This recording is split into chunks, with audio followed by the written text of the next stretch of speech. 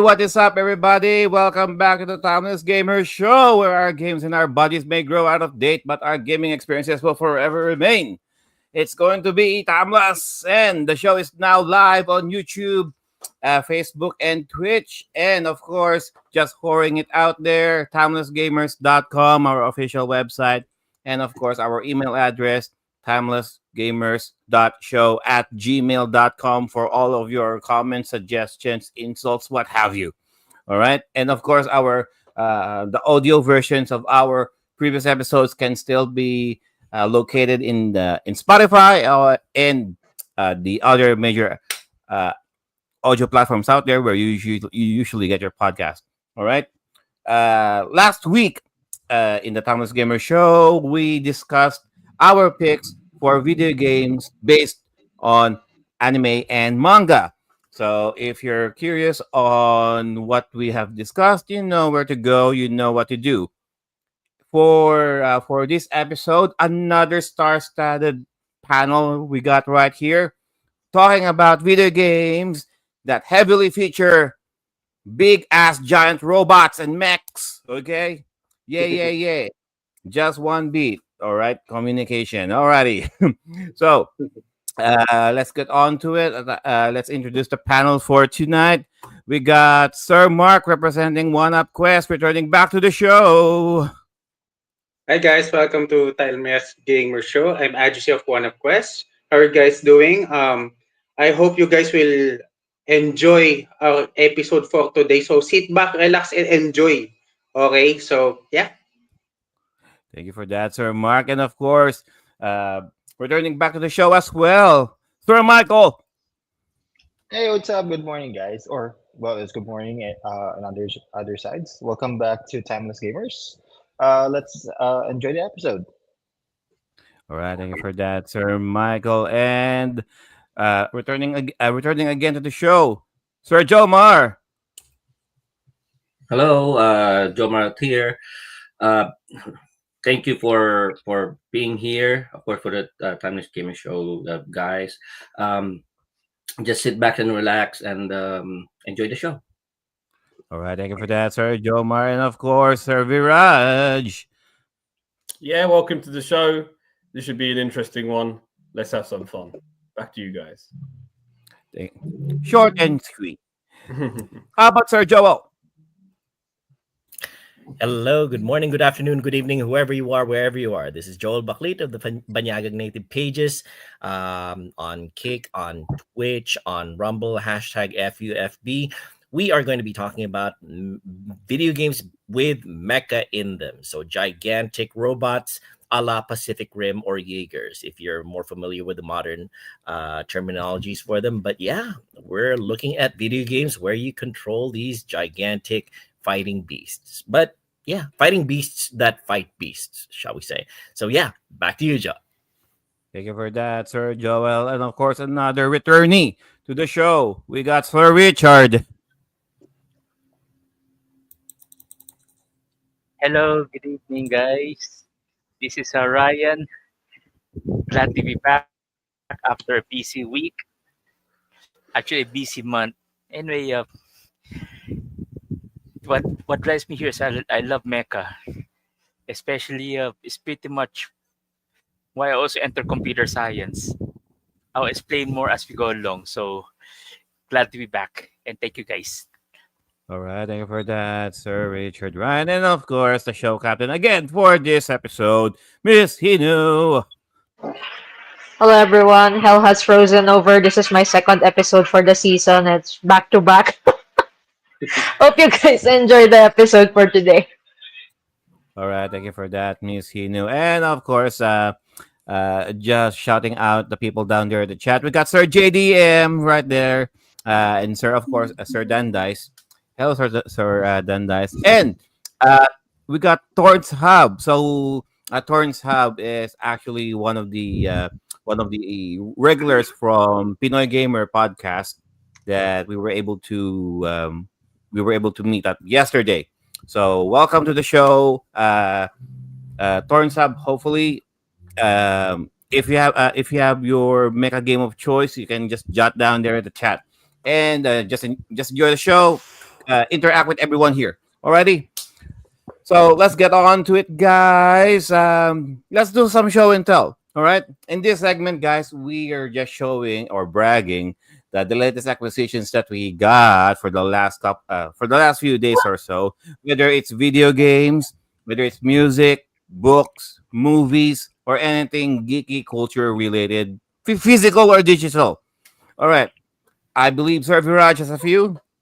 One item, all right, one item. Okay, I'm nowhere near as much as consumeristic as you guys. I actually buy things to give to sell to other people. This is for me. This is the new Commodore 64 Mini, the Black Edition that's just come out. I found it really odd when I got it delivered yesterday, but from Amazon because it was meant to be scheduled on the 28th release, but I got it early, it seems. But anyway, I think a lot of people got it early. But here it is. Now, you're probably thinking, haven't they released this before? For those of you with a discerning eye, yes, they did. There was an original Commodore 64 Mini, which had like the grey, sort of whitish, sort of cream look to it, and yeah, the red sticks. Now, the difference between this one and that one is we have a different array of games on that come preloaded with it, more modern games that they've actually programmed, put on it, and they've bought the licenses and put on. Again, games. One of the things I like about Electronic Games Limited, who develop these minis, these microcomputer minis, so it's Commodore 64, the Amiga 500 Mini, or A500, the Atari 400 Mini, and what are the other ones that they've made, the Spectrum, is that you can actually put games on it. They've left it open source, so you put a USB in the back of it, and you can like download the ROMs and play it, and they'll work straight away. So they've kept it all open. This one's different because it actually has a clicky stick on it. On the actual player. The other one didn't have a clicky stick, and one of the biggest criticisms of their first mini was this controller was garbage, but this one is actually they've fixed that and they've given it a proper analog stick. So I haven't opened it yet, but I look forward to playing it later on. But yeah, for those of us who don't know what Commodore 64 is, it was a very, very popular microcomputer in the 1980s that actually did better than the NES did in the European regions. You know, while the Americans had the NES to sort of rejuvenate the gaming market after the console crash, here in Europe, there's a Master System where like sort of a combined thing, but this was a very, very popular microcomputer for many people in the UK. And not only could you play games on it, you could program in BASIC and make games on it. So I think, you know, whilst people in the West, in America, were probably playing the games, we were making them here in Europe, and we do have a lot of lead developers that came from the UK when it comes to video games, and this is the machine that it's based on. But yeah, it costs $89.99. They do ship worldwide on Amazon, so if you're interested in this kind of thing, take a look into this one. If you're going to get one, get the black one because it's got the clicky stick, and they also have a full-sized one if you're interested in that. But yeah, this is the new one that's just come out. So yeah, that's my one show and tell, guys. Back to you guys. All right.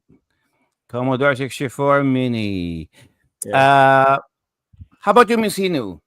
Surely you have something. No, I don't have. That's a good thing. I just save your money. just good coffee for today's podcast, and I'm good. Good. Oh, not orange juice then. Okay, not like last week's Virages. Not coffee and orange juice. I'll get some if you want. No. We're good. We're good. Right. How about you, Sir Joel? Do you have any?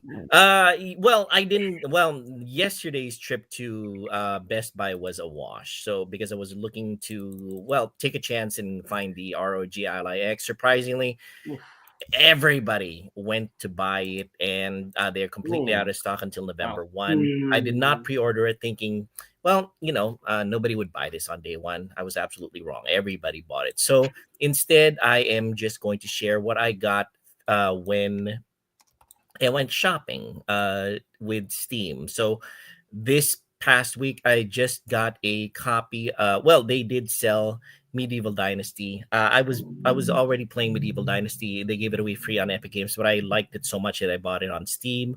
And I also bought Like a Dragon, which is the part of the Yakuza series. Actually, I think there was a sale on the Yakuza franchise. So I got Like a Dragon. Let's see. Yakuza Like a Dragon, Judgment, Lost Judgment, which is like a side group of stories to the Yakuza series, and Like a Dragon, Infinite Wealth. And recently, I've still been playing Just Cause 2, as you guys can tell. And my recent acquisitions are there. Actually, Jomar might like this one. It's Figure Shop Simulator. And, I don't quite recall why I got this one, Sex Bot, but anyway. So yeah, it's it was on sale, so I might as well. So Yeah, sure. that's Nice excuse. Okay. yeah. So that's what I got from Steam this past week. Nothing physical, sadly, but I did get the digital versions of the Like a Dragon Yakuza series. I already got the complete set from Yakuza 0 to 6. But these ones were the ones that came in later. So I got that as well. Back to you, Joe. All right, thank you for that, Sir Joel. How about Sir Jomar? I believe he has something. Mm-hmm.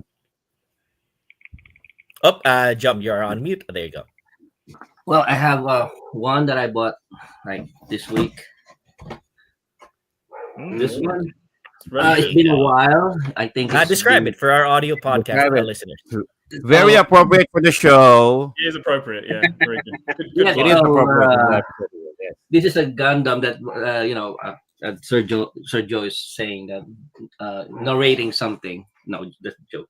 So I bought this week. It's been 3 years, I think, my last Gunpla, and I'm way over my head, and I don't think I was not thinking what I'm getting into.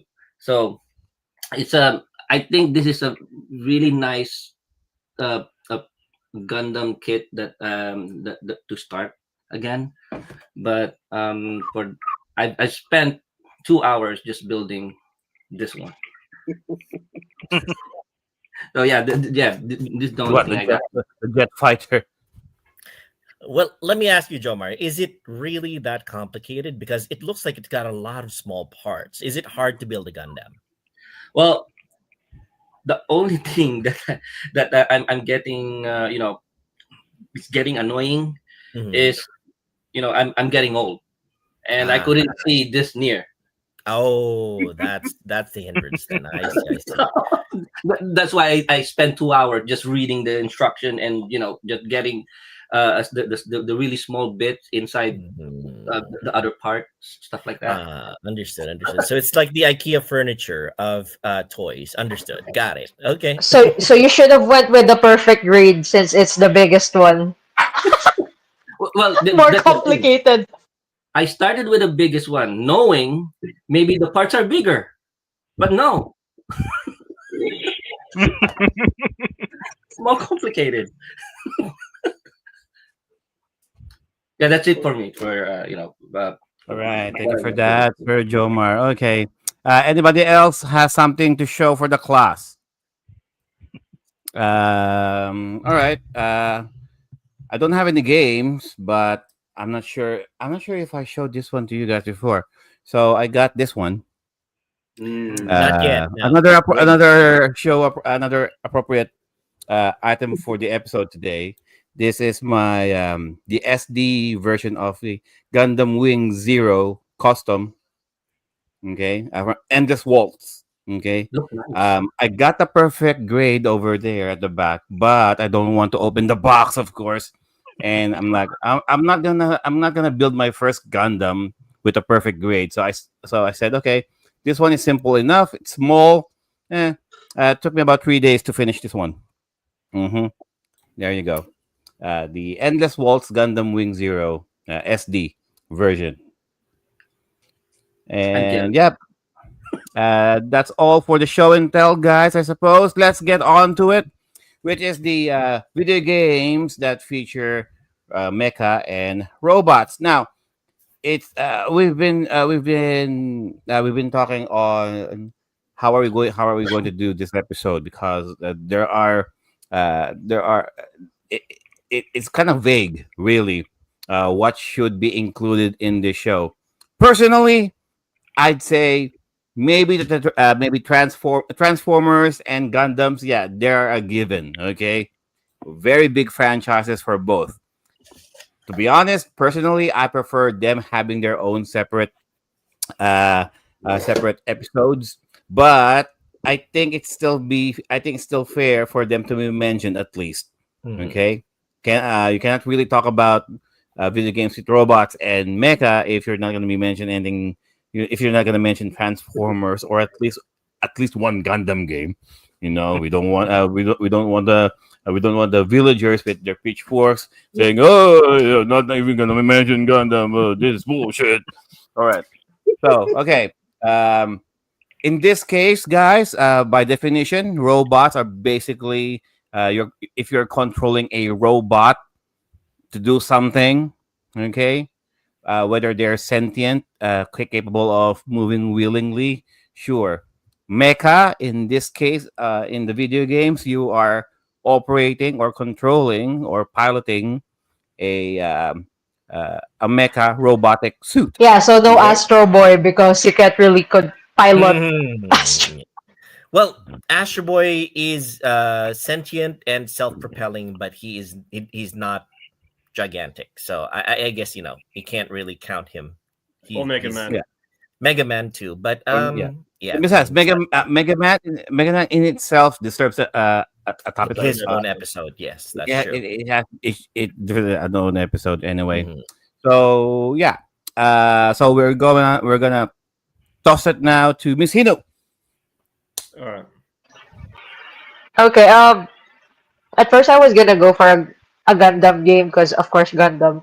But then Joe was right. I do agree that it deserves its own episode. So I have two games with me. I'm not really sure which one I'm gonna main.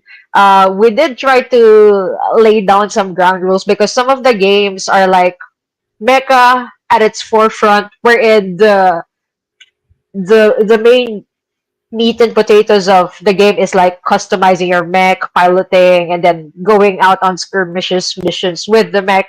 And then there's this other side wherein there are games that are maybe focused more on dating sim, slice of life, whatever, dialogue. And then there's some robots in the backdrop. So uh, the genre is very big. So I guess we'll just give a bit of leeway to our panel since we didn't really iron things out on the specifics of the genre. Uh, but anyway, I'll just stick with this game for my first one. It's gonna be the Flash or the Reflection. Front mission first for this is the remaster for the Nintendo Nice. Switch. This is my first time playing a front mission game, and I was surprised at how addicting it was. I look, I just finished Fire Emblem Blazing Blade, and now Mm. I'm playing another tactical RPG, but right now it's mech. So, um, for the premise or the story of Front Mission first is that you're a military group. You were investigating this base. There was something fishy. You control the main dude, and you're with your fiance who also works for the military. But then, some unknown baddies show up, and suddenly your wife is has been a victim with that ambush and whatnot. So you quit the military, you just go rogue, you became a mercenary, and right now someone is commissioning you for your skills. So why don't you make a team, a ragtag team of sorts, and you basically go on missions. Your muscle for hire, and you just use your prior military expertise as you go on. So this game has two battle modes. The main one would be the grid based or the tactical part of the game. So main missions will take place in this gameplay mode wherein you need to move your team of mechs around a grid map.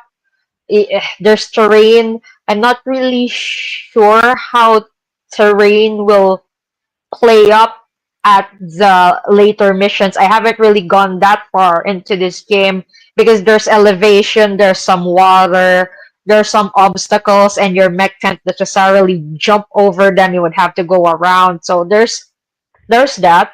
But at the same time, this game, I think you can cheese it to some extent.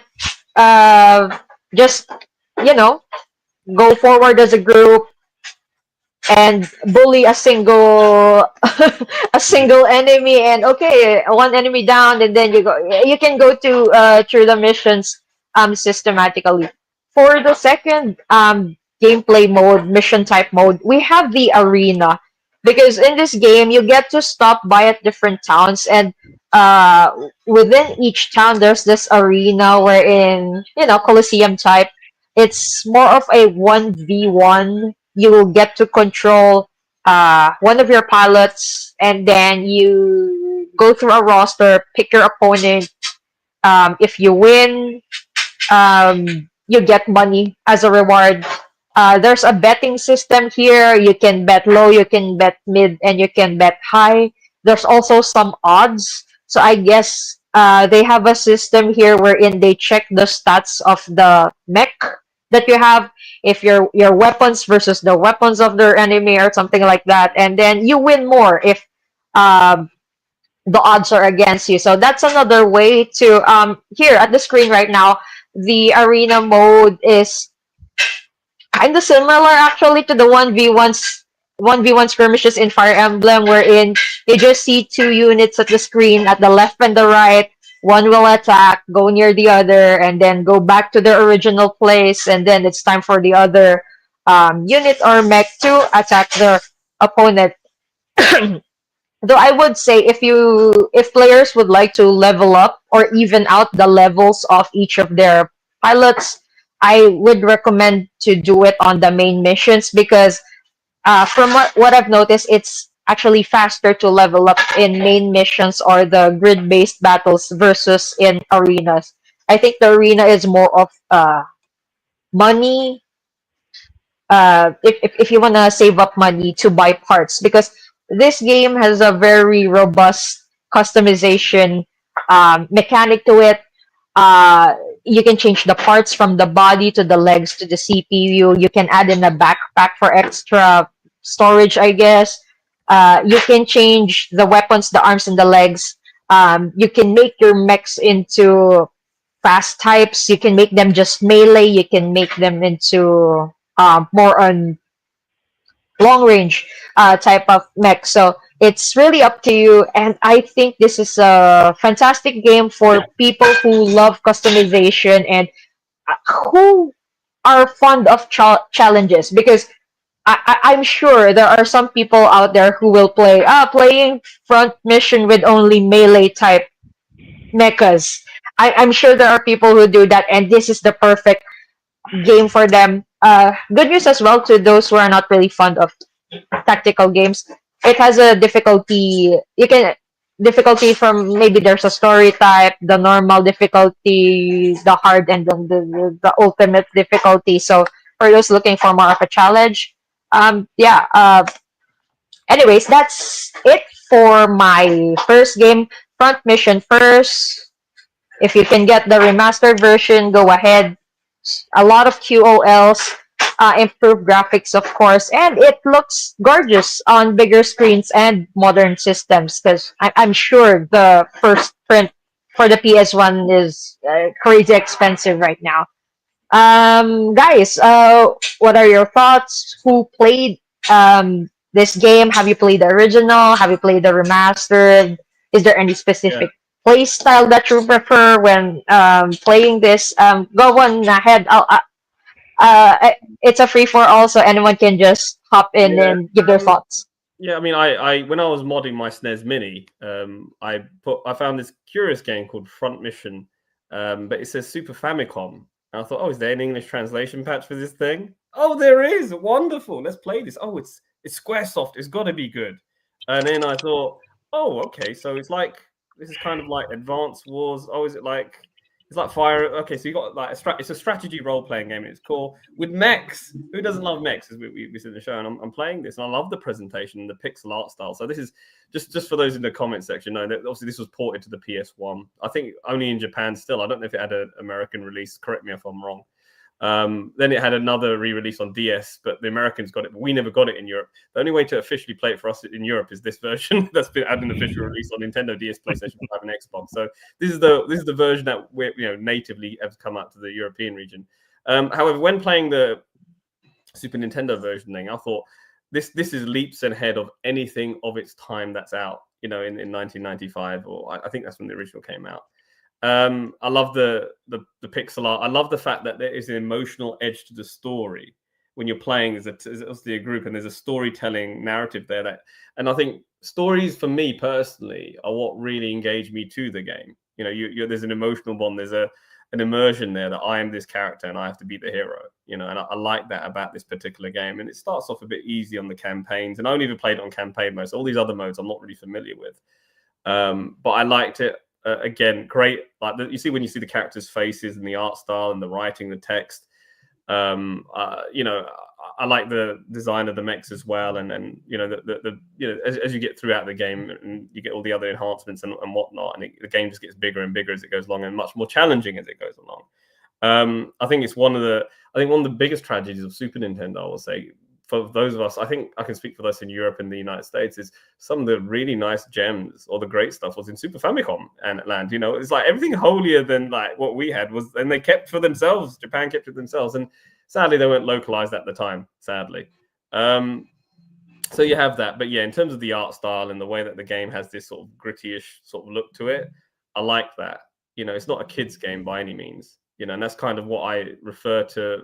With Square, it's got like sort of, they do have sort of childish like looks to some of the Final Fantasy games, the early ones, but I would say this is definitely an adult game, and that's one thing I like about it. The Nintendo DS version I have since acquired, and I've resold it, but I did play it for a bit, and that again is a slightly enhanced graphical port, but this particular game that you've just shown is leaps and bounds over the pixel versions that we've seen before it, and aesthetically it brings it to the modern era. So this is one I haven't played yet, but it might be something that I'll visit now because it actually looks really nice. So definitely a game I'd give a go.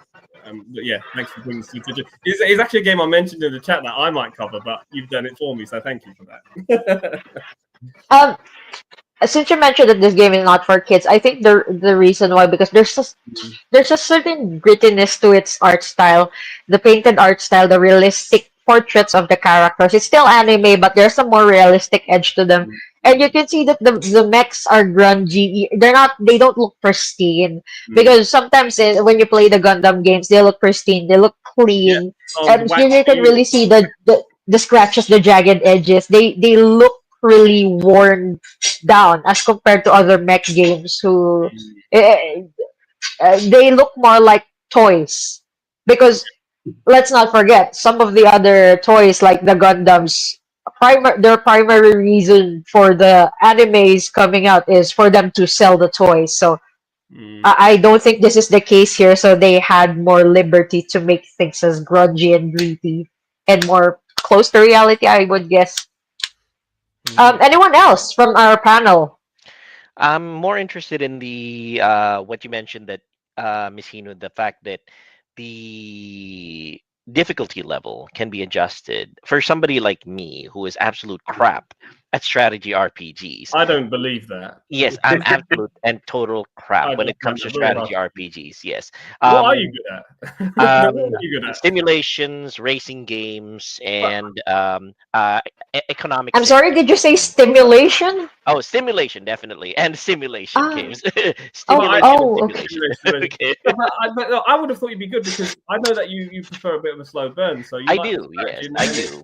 I guess one thing about strategy RPGs is I don't like the grind. I don't like the fact that you have to do it over and over and over again. It's strange. Yes, it can get a little bit tedious. So I was just wondering, Miss Hino, if this new version has, like you mentioned, the story level of difficulty where it's basically one punch man. You come in, you blast everybody with just one punch, and you continue with the storyline.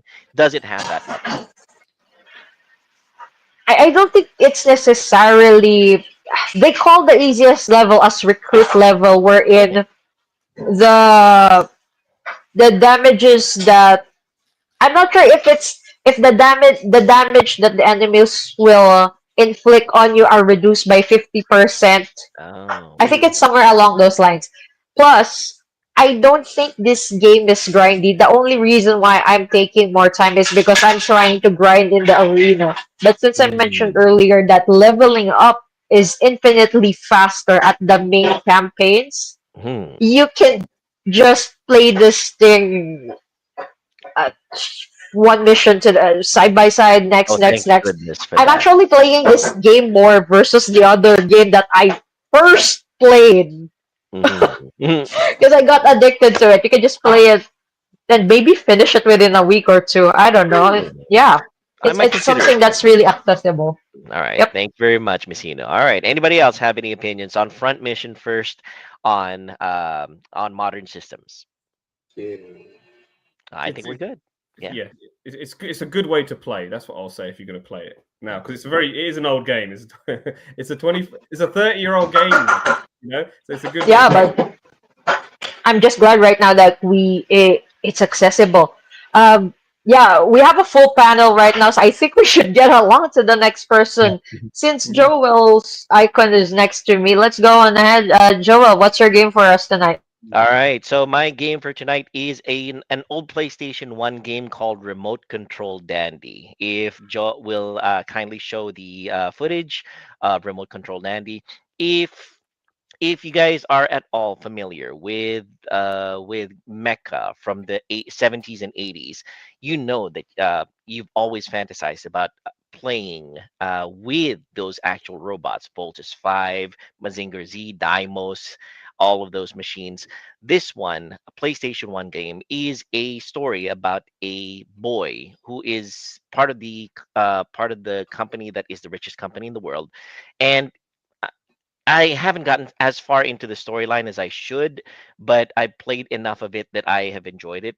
Mm, Gigantic robots have started invading the Earth, and your company has been commissioned to create one giant robot that will defend the Earth against these giant robots. And you, as the little boy who is in control of the robot, controls it using remote control. You're not inside of the machine. You are running around controlling the robot from third person point of view. In essence, you are the one who are in well, again, remote control. The PlayStation 1 controller functions as the remote control. The shoulder buttons function as left and right. Your legs, when you swing your arms, it would be the face buttons, the square button and the circle button.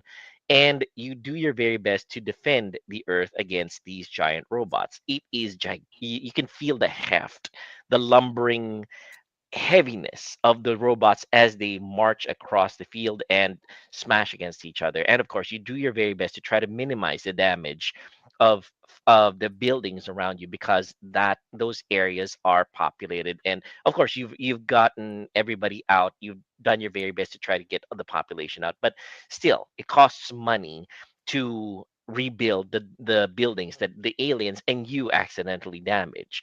So remote control dandy is not just controlling gigantic robots, fighting enemy alien robots, it is also trying to balance the budget because of the fact that the company has to pay for any damage that happens into the surrounding area. It was originally a Japan exclusive, so it didn't get translated, if I remember correctly. But it's of course our heroic translators and patchers in the community have done their very best to translate it into English, which I am very, very thankful for. Your robot is called Vordan or Voldan, if I remember correctly. And yes, you make a mistake of moving the legs, it falls over. You make a mistake of swinging the arms badly, it smashes into a building and destroys it. Sad to say. It is hard as balls, but it is fun. It allows you to live your fantasies of being a mech pilot, not inside of the mech, but you are the person controlling it from outside. And for kids of the 80s, it's about as close as you can get to piloting one of the robots like Mechanda robot or Grandizer.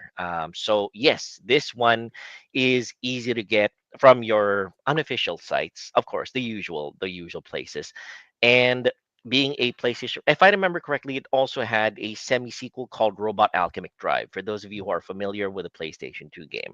But yes, this is my game, Remote Control Dandy. It has a little bit of a story to it as well. The young boy controlling the robot has responsibility suddenly thrust upon him, and he has to grow up very quickly. But yeah, it's a good story. It's a good game. those who are on live right now seeing the footage, you can see the two giant robots battling it out. It's a lot of fun. So yes, that is my game, remote control dandy for a PlayStation 1. Thoughts, comments, concerns, violent reactions. The UI reminds me of Mega Man Legends UI because we True. have the HP bar that has the green Hmm. separator, and we have a gauge at the right side. It's like the ammo. Hmm. You know, this game would be perfect for the Switch right now. Oh, You can yes, detach the Joy-Cons, that's and then true. you can have more physical activity. It's like Wii, Hmm. wherein you can act out the robots' movements. It looks hilarious because like I'm seeing the footage right now, and the robot keeps on falling, and you can feel the ground shaking every time it falls on its ass. That's true. That's true. It's a lot of fun, honestly. There's something different about the feel of having a gigantic robot that actually feels like a gigantic robot, not like if you're playing a Robotech fighter from Macross. It's about as agile as a power armor. Whereas this one, it's gigantic, it's lumbering, it's hard to control. You have to be precise with the way that you move it. So yeah, it's a lot of fun. Anybody else? Yeah, actually, I'm gonna ask that question. Do you mentioned like agile and stuff? Doesn't it Mhm. bother you that the robot just walk like that? That's really Oh no, no, slow. it's part of the charm of it. The agility of the Macross fighters, the agility of other like Transformers and everything. They're basically humans fighting in gigantic form. Whereas in this case, these are tanks. These are gigantic walking battle tanks with legs that you are controlling, and they look awkward as heck. They're extremely hard to, they don't even move in a human manner, which kind of gives the impression that they're not really human, they're machines that you control. And that is the essence of controlling a mecha. So yeah, it's that's the point of it being a gigantic mecha game, Jomar. So yeah, give it a try, you might like it. Yeah, honestly, I like what it looks like. Hmm. Um, so, but the only thing is how it moves. Maybe that's Hmm. gonna it's gonna bother me a lot because I do play like let's say battle operations, right? So Hmm.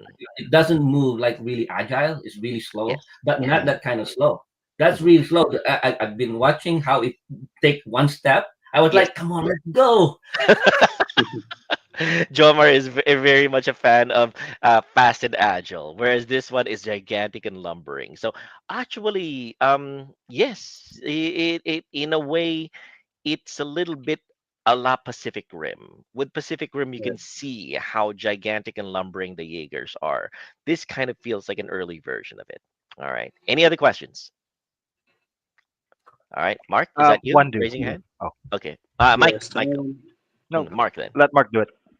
Okay. The concept is really, really good. I mean, Mhm. obviously our mecha games right now are more on the, you go to inside the mecha, you control the mecha Yes. and do your thing. But Mhm. the concept of this game is, for me, is very, it's very genius. Mhm. It's, I don't know, it's the game is old school, but it's Yes. really refreshing to see that kind of concept. Mhm. Also, it for me it looks like, how do you say this? It's like Mhm. Ultraman, but you're the director. Yeah, that's true. That's true. Yes, that's a good way of thinking about it, Mark. Yeah, that's true. And Michael, I think you may have had a question on that one. Yeah, I've got a question about it. What about upgrades? Upgrades, if I recall correctly, you could make your robot a little bit more powerful as the game goes on. You will get automatic upgrades based on what the missions that as the missions progress. I haven't gotten as far as into it as I can because of the fact that Mm, I'm not as good with moving the robot. I love the concept of it. It's hard to control though, so it's an exercise in frustration, honestly.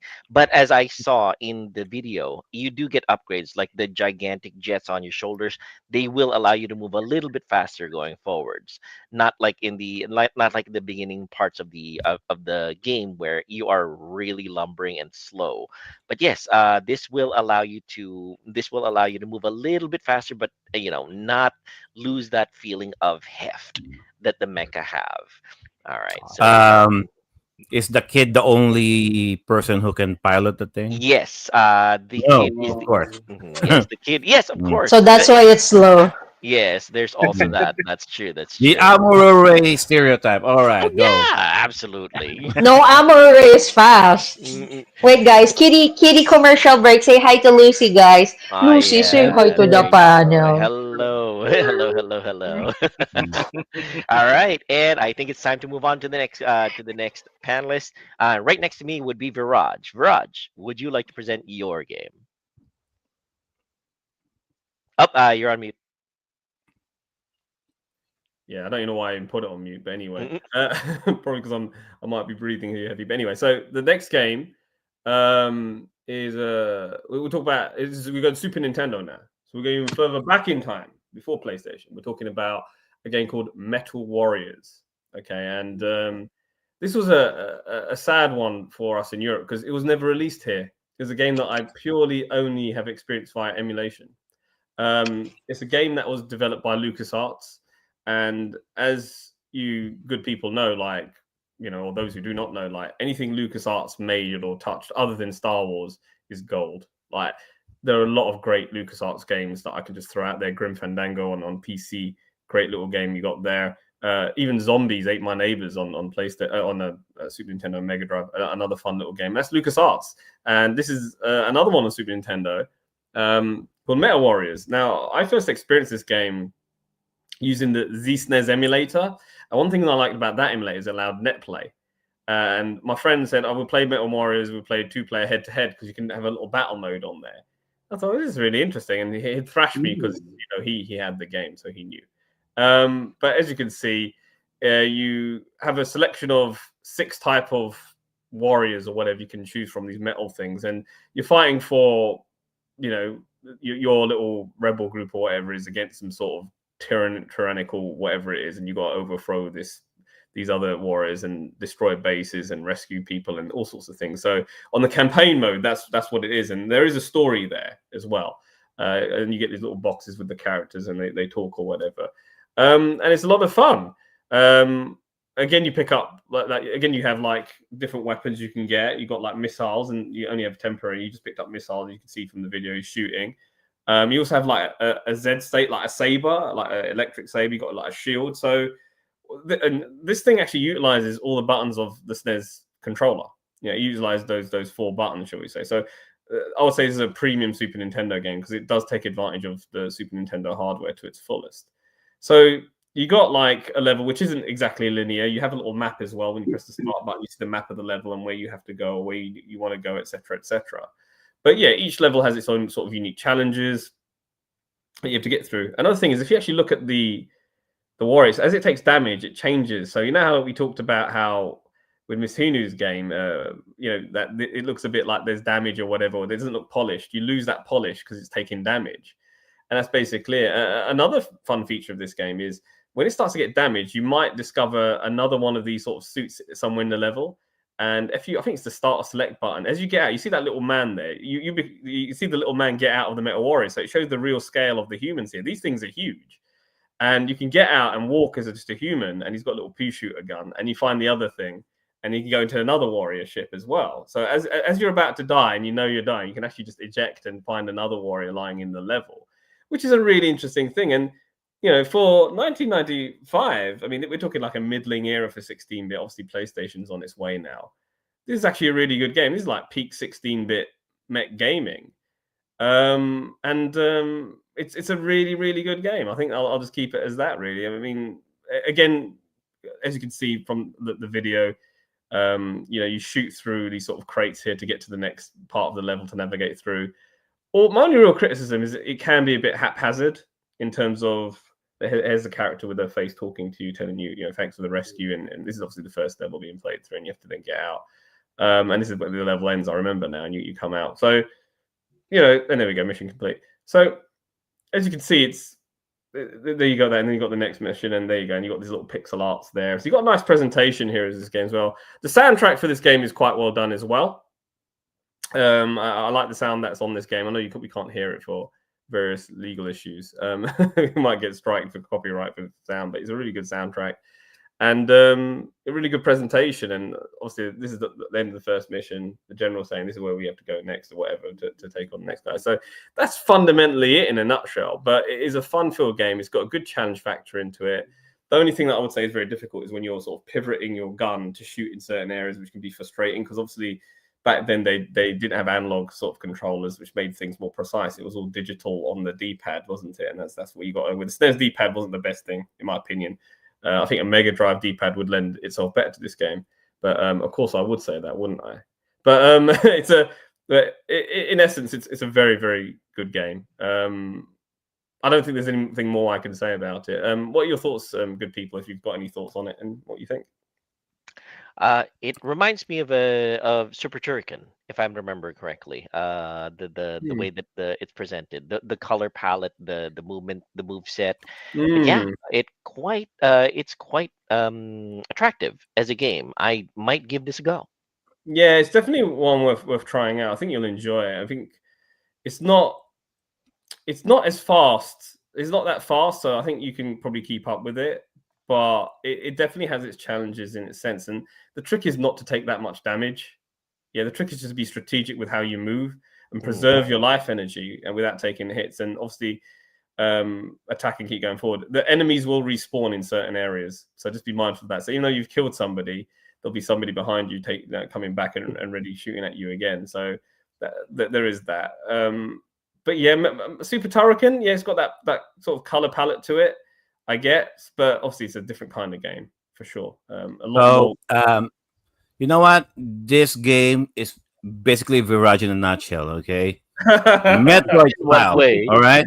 So this game is basically a weird combination of Metroid and Metal Slug, kind of.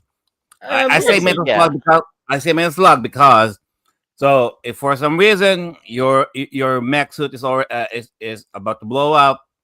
Get out of there, find a new one. Yeah, because obviously you got the little tank bit, and that happens in Metal. So I get that as well. In terms of Metroidvania elements, yeah, I suppose it's got that sort of blocky sort of style of jumping over here, and you can fly over here and things like that. And you do have like a bigger. The levels do get bigger. It's not as linear as the first level, but there are different routes that you can go on and explore the level and get power ups and things like that, or get energy and things like that. So you do have that aspect to it, but I would like to stress this: it's very much its own game in terms of being much more action heavy than say Metroid. Again, with Metal Slug, I understand there's just that little bit when you're in the tank, but Metal Slug is in its essence a run and gun. But when you think of, I know you guys have, I'm not to throw any shade on the games that you guys have shown, but this is definitely what you expect with a mech game, right? You want some action, you want to shoot some people. And look, there's the little man. Look, there he goes. He's running there. Look, you got the little midget version of you. So that's a nice little variety in gameplay you have there. Look, you got the little guy now. You're him. That's you. Just don't take damage. This is where you can easily die and get killed, by the way. But yeah, and again, he can get into another mech. But give it a go, guys. Because the reason I wanted to bring this game up is because we, as we said at the start of the video, we don't want to pick like robot mech games that everybody knows about in terms of series. That's very successful. Very true. This is a game that nobody talks about anymore, and it's a great game. It's a really well-made game, very engineered game. It's not had a re-release since it's had its debut because obviously when Disney bought Lucasfilm, LucasArts was disbanded. And even though Disney have the IP, they're not doing anything with it. I don't think we'll ever see a re-release. The only way you can play it now is on Super Nintendo emulation. So give this one a chance. Disney. Is there no end to your evil? Anyway.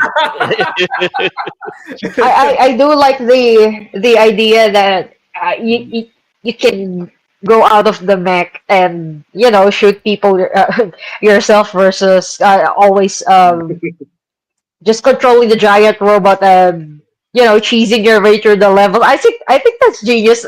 I hope we get more of that because normally in mech shows, anime, and games, you know what? It's so one weird pilot has a specific robot that's dedicated to them. So to see you just discard your vehicle Yeah. Mhm. in exchange for a new one. I like that really. It's Um. more close to Yeah. reality, really. There's another game called Blaster Master, which had that sort of feature. I Oh think yes. it was, yeah, so that had that sort of element, but it's much more primitive than this. I was going to pick that one, but Yes, I don't there want to you go go. into that. That's That's true. not really That's that's true. more of a tank, but it's not really a mech thing. So, but it's not. I would say it's an innovative element because Blaster Master did it first, but I think obviously Metal Warriors did it a bit better because the game Mhm. is much. I would say it's of a higher qualitative order than what we've seen before. But anyway, Yeah, there's just something. There's something to be said about gigantic mecha shooting an average sized guy. It just feels so unfair. At least he can get out, shoot you in the face, if on a personal level. But yes, all right. So shall we move on to the next Metal person, Miss Warriors. Hinu? Choose your next describer. Miss Inu, Da, da, da, da, da, I think da, da, Sir da. Richard is Who's Sorry, waving down there a while somebody from ago. down there. Okay, okay. So Miss Hinu will choose somebody from the back tier, shall we say? The back seats, The back from seat. the back? Yes. back benches, Um, reset row, Sir Richard slash Ryan, go ahead. Yes, Ortega. Richard, What's your go for it. game? Yes. In my case, it's actually related to the Front Mission 1. It's called Front Mission 3. And I Oh, just Go for and it. actually I expected that to happen because uh of all the games, Front Mission 3 is something that's close to me. And I even have a preview of the Front Mission 3 first remake. Let me see if I can share my screen.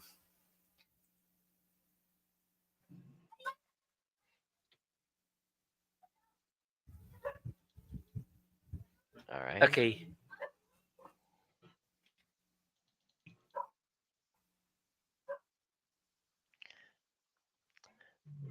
All right. So, a little bit of a description, Richard, while you're loading things up. What makes Front Mission 3 so special for you?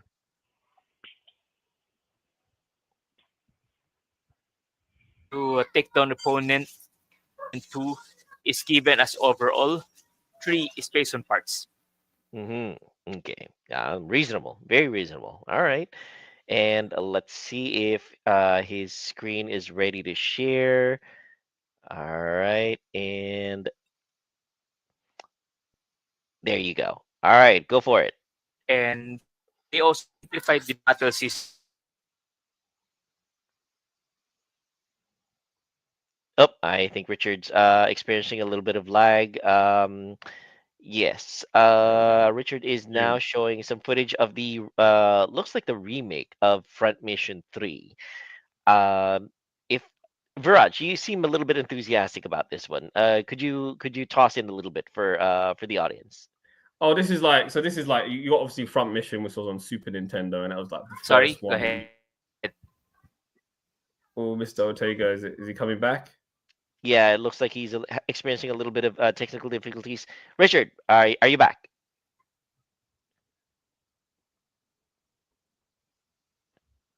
All right, Yes, he I'm seems here. I'm has. here. Okay, go for it. Maybe it's the bandwidth. The bandwidth is not that Possibly. Yeah. capable. Anyway, Mhm. yes. A- Anyway, the reason I go for uh, 3 because there are a lot of lore. In fact, Hinotora, if you play the 3, it has a slight reference to Front Mission 1 and 2 as a history. So if you finish 1 and you finish 2, you will have a you you'll be smiling if you play 3 because some of the character in 1 and 2 are referenced there, down to the robot. And of course, uh, this is originally a PS1, and this is one of games that I bought based from a magazine. And then ever since, I've been trying to collect 4 and 5. And here's another really good thing. I'm sure you like this one. In 1 and 2, your experience is based on how many opponent you kill. In here, You get a bonus experience if you can destroy all the parts in one turn. So, if I recall right, uh, three medals for the body, one for the limb. Destroy all of them, you get 4 plus 4 medals, so total of 11 medals. And the experience are point towards the weapon and the shield. They also have shield here. And at the same time, one good thing about is every time you finish a mission, any answer that were surrendered is yours. You can customize it or you can even sell it. And if you know how to set it right, because 1 and 2 also have CPU, 3 also has. But here's the best part. Hinatora, in your gameplay, did you encounter any perks called ROF, ROF up or return rate of fire up? No, not yet. I haven't seen that yet in the shops. Yes, because in 1 and 2, you can only initiate it once. In 3, you can spam it. The highest CPU block you can use is 8. So depending on the skill, ROF up 1, consume 1 block. So if you put all of them on 8, it will keep on ROF until the enemy is down. So it's like chasing your enemy. And of course, this is also the game series that the gameplay will change based on how you play it. There was one instance that I actually, to give you a heads up, the gameplay change based on what you do on the mission. So you play as you play you if you chose to follow one person, you unlock the Alisa mission. But if you refuse, Emma. you unlock the Emma mission. Both gameplay are the same, but the one thing that will change is who you're playing against. So if you choose Alisa, which is the default, assuming you follow your guts, you you'll be fighting against your own army. However, if you choose Emma, you'll be on the other side of the coin. Ideally, you have to play both campaign. Ah, yes, that's Alisa or Aliciana. That's actually the sister of the main character. And there's a hidden reference. If you play the 3, you'll know what really happened. And this is also one of the game that literally made me cry. So it's like if you play Aliciana, you'll rescue the other character Emma, but she'll be in a vegetative state. However, if you use Emma, you lose Aliciana. So that's Bro, why are so you spoiling it, man? no, Oops. that's only a tidbit. But if you play the game, you'll be crying already. That's only the tidbit. There are still more. Anyway, that's enough for me. So, is there any questions? I do have a You know what? question. That was a spoiler. All right. Um, I would say always go for the sister route, guys. For the men of culture out there, always choose the sister route. And you know Yeah. what? I don't really like what they did with the remake, because uh, it kind of did freak out some of the censors when the PS1 release came out, because as the main character and Alicia was they were being portrayed as, but they're not really related, guys. Come on, always go for the sister route again. uh Guys, thoughts, front mission 3, Um, aside from the I do have a obvious. question for Sir Richard. So, Sir Richard, this is a remake, right, for Front Mission 3? I think Yes, Oh, they did I think release a Jomar's remake. signal went bad for a moment. Jomar, your question, you disappeared for a moment. Oh, okay. Yeah, so this is a remake for Front Mission 3, right? Yes, this is a remake. Okay, yeah. So I believe I played the PlayStation 1 version of this ages ago. Uh, is this the one that starts at Davao, Philippines?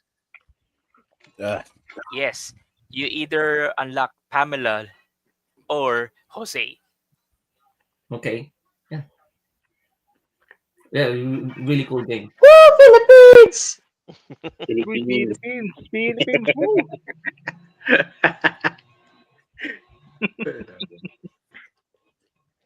I said aside from the obvious. Okay. Any other thoughts about Front Mission 3? Um, would you say that there are more improvements when it comes to customization since I've only played the first game? Like, is there more things you can customize in this game? Yes, there is. You can even specify your own color, and at the same time, the skills are linked to the part. So if you have the patience to unlock all of them, they will show a subtle hint on each part.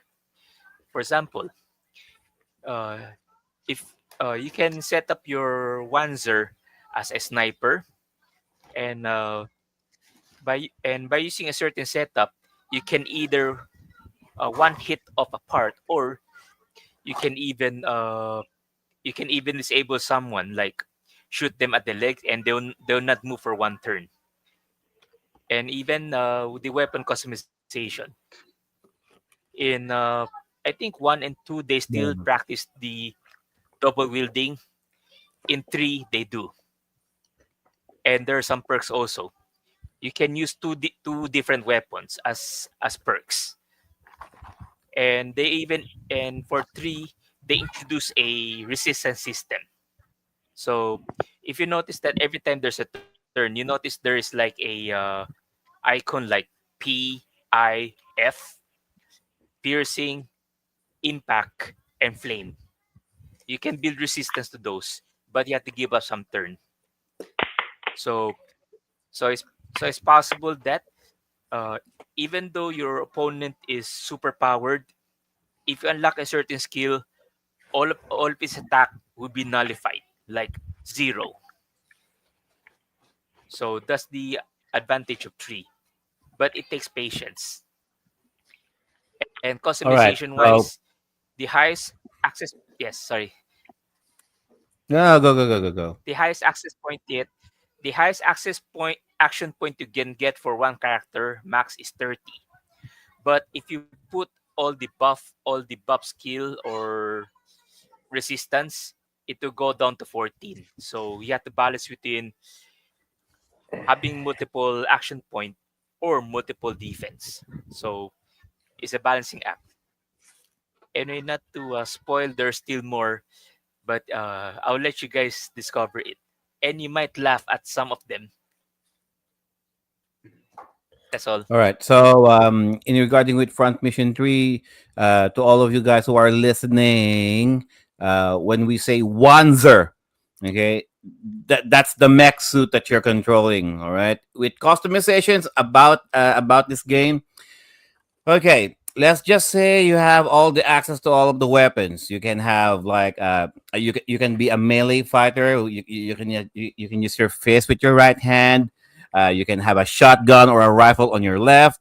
You can have a cannon on your left shoulder. You can have a missile launcher on your right shoulder. That's fine, okay. But make just a reminder, the more weapons you equip, the slower your Wanzer gets. Okay, so either you focus one Wanzer as a melee fighter, you focus one Wanzer as a long range fighter, or you specialize one Wanzer as a like a mid range. So you tend to play around on which ones that you would like. Personally, I would like to have a one melee weapon and a shotgun or a rifle with me. like uh, what's the best weapon setup, but without sacrificing your mobility as well. Okay, so those just one of the few things that you should consider if you're going to play front mission for most of the franchise anyway. Anybody else would like to say something about the front mission series, or at least three? All I'm saying, I'm glad it was covered because I was a bit anxious whether it would be covered or not. Because when we were talking about games to cover, I remember I mentioned it, but there's not enough time for me to cover it. Also, thank you, Miss Hunu, and thank you, Mr. Ortega, for covering what I think is a very nice series. Alrighty, we can go with Sir Michael next. Sir Mike, what you got? Hey, my turn. All right. Well, the game I got for today is called Mech Warrior 2 for the PC. Is where I played it at. Oh yeah. I'm not sure if you guys remember it though. Hopefully you do. So basically, you're a mech for hire or mercenary for hire. However, you are in a you in Mech Warrior 2, you are basically in a clan. You, of course, you use a mech um, for missions, and if you finish a mission, you get to salvage or loot most of the you earn something from it. Basically, you get to repair it, you get to customize it, you get to upgrade your system, get better gears, basically modify what you are able to what you want your mech to be. You can either be somewhat of a scout, somewhat a heavy hitter, um, somewhat of a someone who well basically this is basically front mission where you're playing in FPS. Yeah. So, uh, Oh, just seeing it there, it's real time. like you're You inside get the to control. cockpit, right? Yeah. Yeah, you're inside the cockpit basically. There's a massive terrain as well. There's a lot of missions, and with a game that is way back in, I think this was in '96 or '97. I don't really remember, but it really makes you feel that you are inside of that cockpit and you get to innovate yourself. It's a lot of fun, especially when you are in the latter part or in the middle part of the game, where and you got most of the items or the upgrades or the customizations. Because basically you can do whatever you want at that time. So yeah, yeah, All that's right. for me.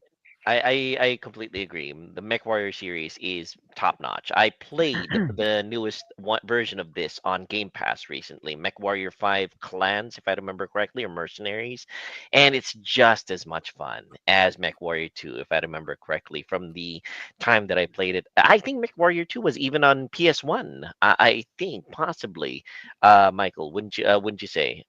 It might have been ported to PS1 as well. So if you guys Might want to be. give that a try, yeah, MechWarrior 2 is great. It beats remote control dandy by a mile because of the fact that you're inside the mecha and you are piloting it. And of course, um, I think one of the mottos of MechWarriors mercenaries is let's earn our paycheck and get out of here. That's it.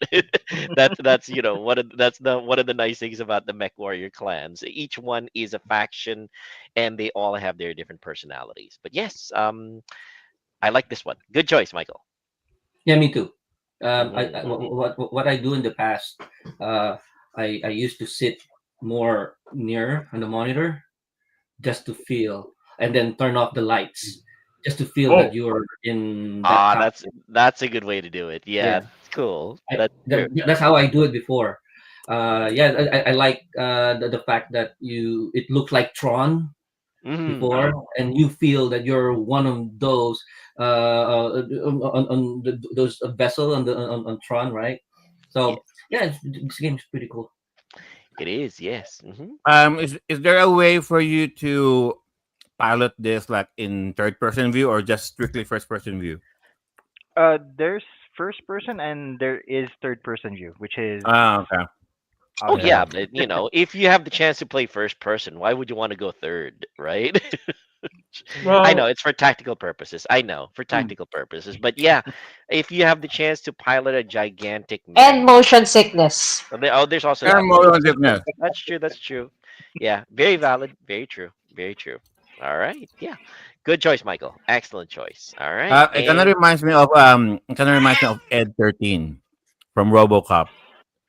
Ed 209. Yeah. Yeah. Oh, yeah. Ed yes, 209. yes, yes. Yes, that's true. That's true. Actually, yeah. Ed Mhm. 209. That's true. The way that All right. the mechs are configured. That's true. Yeah.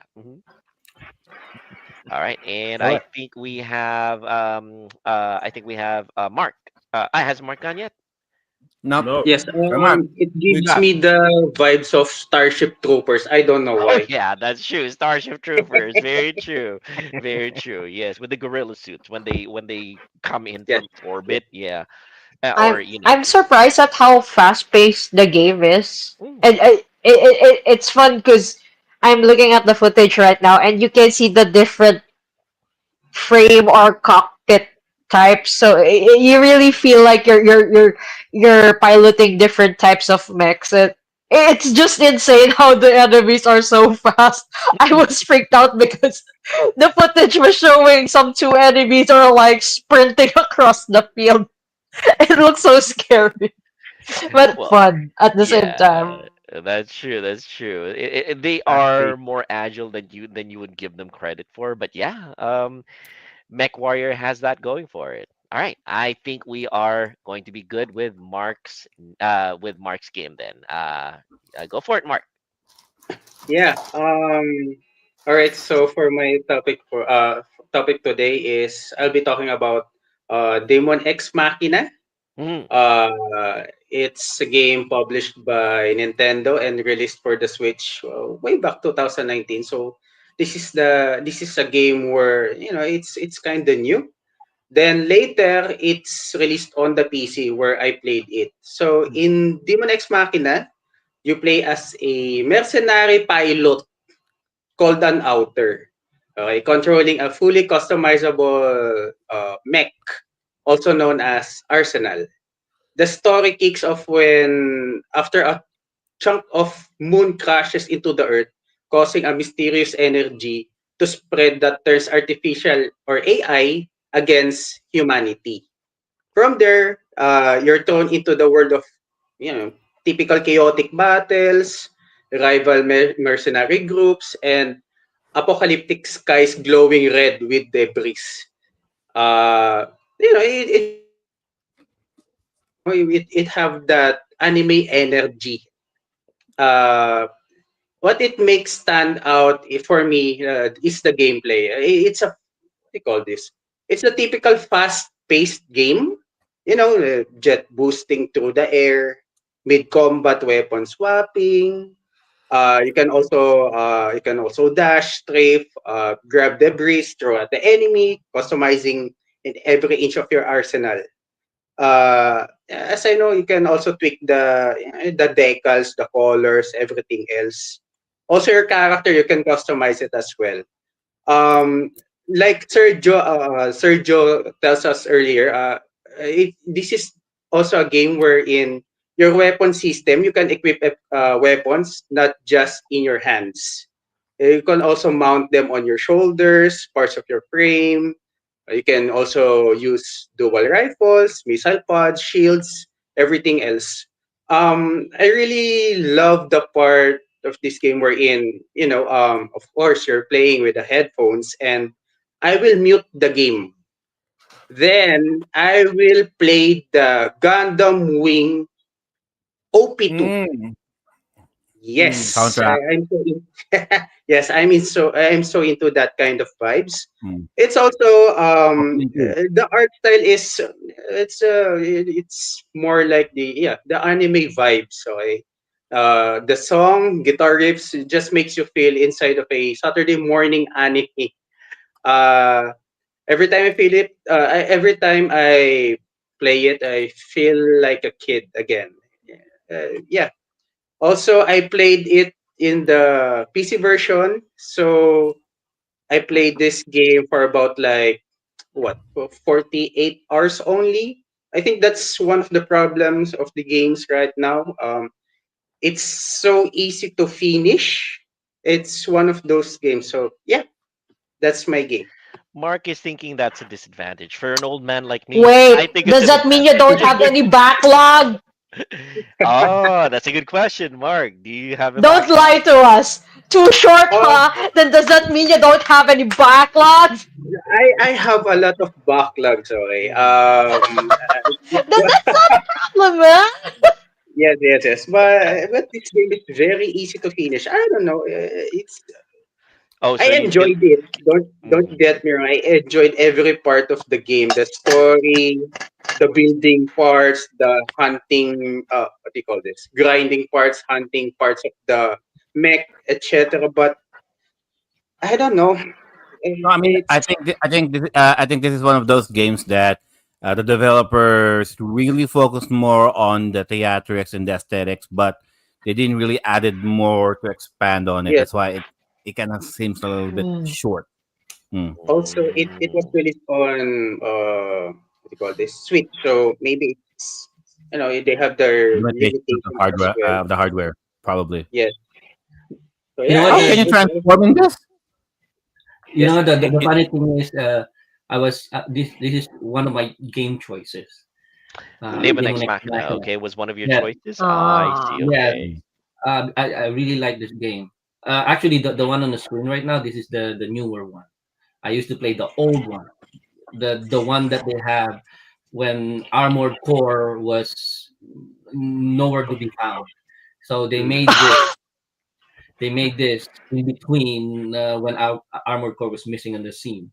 So the first one is really it's also not like this. This is different. It moves like a person.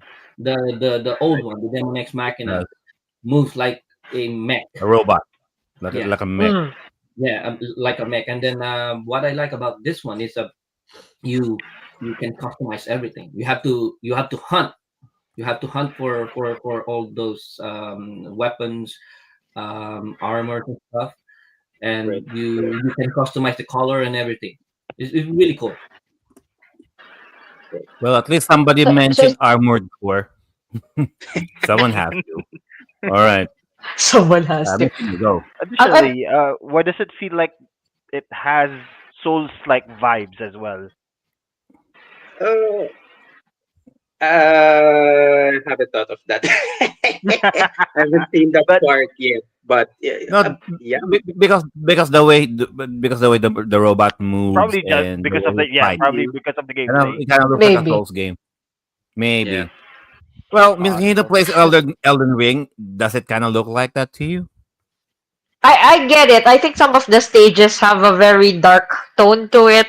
And since the mechs act more like humans right. instead of like the robotic movement of the other mech games, yeah, I can see that. But I'm actually I'm getting thrown off by the scale of the environments here in the footage because the mechs look really small and everything is so big Looks and so it's big. like are you really Are we on Earth? piloting a mech or are you wearing a a suit A or power Suit. suit. something a Yeah. power suit Power yeah suit. yeah Yeah. yeah Yeah. yeah but Yeah. Also, looks fun imagine looks snappy Well, clearly this is not Earth. So maybe they're eh, in giant true land. I don't know. they're in. As I remember, they're somewhere in another planet or what. It's Mm. long ah time ago. Okay. All right. So Uh, a this planet called Kubao or something. I'll go. Kubao. Oh my goodness. Okay. Sorry, Fine. Pablo. Fine. Okay. So this looks like a good place to put a short break, Joe, and let's do our plugs for our affiliates. All right. Don't go away, guys. It's just time for a few brief messages. Start your own online live streams, webinars, podcasts, online classes, and virtual presentations with Streamyard. By using StreamYard's user-friendly interface, you can also do simultaneous multi-streaming if you have accounts to Facebook, YouTube, Twitch, and other platforms. If live streaming is not your style, video and audio recordings are also available, especially with those who have variable and inconsistent internet connections. The finished output will still come out as clear and well articulated exactly as you originally intended. You can also customize the appearance of your presentation, like green screen effects, facial touch-ups to smoothen out those facial blemishes, multiple cameras for multiple guests joining in the discussion, your own wallpaper on the background, adding your own logo as a watermark, sharing videos from your own computer or other website for added visual aids with or without audio, uploading your own background music if you wish to set the mood when talking, and lots more. Before you can enjoy all of the wonderful full features of StreamYard, you can start with a 14-day free trial by using our link. Not only that you are supporting the Timeless Gamers Show, but you can see it for yourself how easy it is using StreamYard. Do you like playing video games? Do you like reading about history? Do you like learning about video game history? Then you should give yourself the gift of owning some video game history books from BitMap. Since 2014, BitMap Books have published numerous colorful and well-detailed hardbound books about video games ranging from the different video game consoles of old and the various video game genres that will surely pique the interest of its core fanbase. BitMap's team of global video game journalists, players, and illustrators have produced numerous award-winning titles that celebrate the software, hardware, and developers that laid down the foundations for the billion-dollar video game industry we all know and love today. International shipping is also available with careful and considerate packaging from BitMap Books. If you don't want to take my word for it, then you can believe the people, almost 10,000 satisfied customers who submitted their glowing written reviews and video reviews after receiving their books from BitMap. By ordering your first BitMap book using our link, you will also be supporting the Timeless Gamers Show in spreading our love of video games and their rich history. Thank you for that, BitMap Books and StreamYard. And as a nice feature that StreamYard is awarding to all of its users, we can now show you our live chat right there at the very bottom. Bottom right there. See, that's our live chat. So that's a new feature being a new feature being offered by StreamYard on all of their tier services. All right. So who's next? So Joe, is it Sir Joe, you want to go next? one person? Oh, you haven't done your first one yet, Joe. Oh, me. Oh, you want to go me? All right. So we're doing this. Okay. Let me just set this up. Right there. So my first game of choice is from so this is a PlayStation 2 game, a PS2. Okay, it's called Ring of Red. Okay. So this is Ring of Red for the PlayStation 2. Let me just set the video here. There you go. Okay. All right. So let's set the stage for a while. So the story takes us at the end tail of World War II. Okay. So this is one of those like a what if situations, really. So the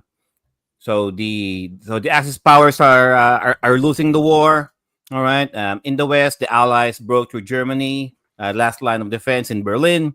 And in the east, the Americans already dropped the two atomic bombs in Japan, of course. And in this scenario, the Japanese emperor refused to capitulate under the Allies' demands for the Japanese unconditional surrender. Okay, they said, "Fuck that! We're not doing that." Okay, so what happens then? So Premier Joseph Stalin occupied Japan's northern territory. Okay, you are gonna be part of the Soviet Communist Party. All right, and then on the south, President Harry Truman ordered General Douglas MacArthur to annex the southern Japan on As behalf he of the should have. Allies.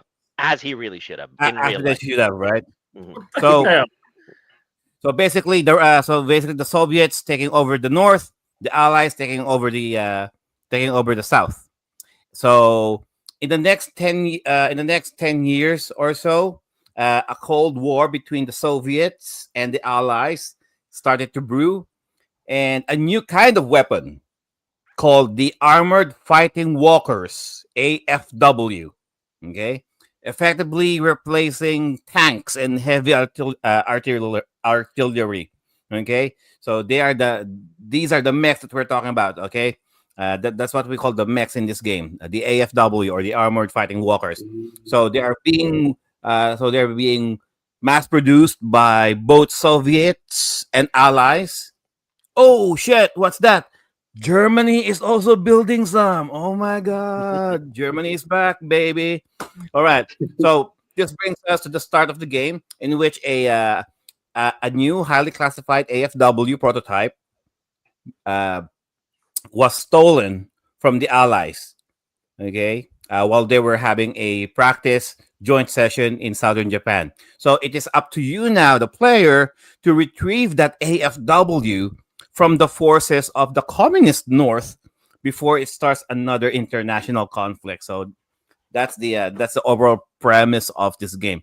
And the way I told you guys the story is a lot better compared to how it was portrayed I in the was game. gonna say, Josh sold this game so well. I want to play it now, really. Okay. Uh, no, because it was very uh, taxing in a way, because the overall narrative of the game was done in such a minimalistic fashion. Uh, Mm. Exposition will just be displayed on the screen, explaining the situation between the North and South Japan, and then there will be some dialogue between characters just to show their individual personalities. Which, by the way, for the most part of it, your party members hate each other. Like they can't stand each other's guts. Like fuck you too. Like most of the time, they don't even coordinate as a unit. All right, but hey, this, Normalize that. yeah, I'm so tired of friendship is magic. Come on, normalize. yeah. Yeah, it's true. I can't stand my coworkers' guts, Uh, honestly. like like each person here is giving you attitude, like it's like you have no obligation to save them from the enemy. I mean, but hey, uh, All is there's fair no in war, right? no. I mean, there's no permanent death here, unfortunately. So even if you want them to die, oh fuck you, man. So, anyways, okay. So the real crux of the game here is the combat system. All right, even though it is your traditional grid style turn-based RPG. So the fun starts when you engage an enemy AFW. Okay, so as you control your AFW, you can press. So let's talk about mobility first. Okay, once you're there on the cockpit, you can press the D-pad up and down. If you press up, you move your AFW forward. Forward. If you press down, you walk backwards. Mhm. Regardless, you move as slow as fuck.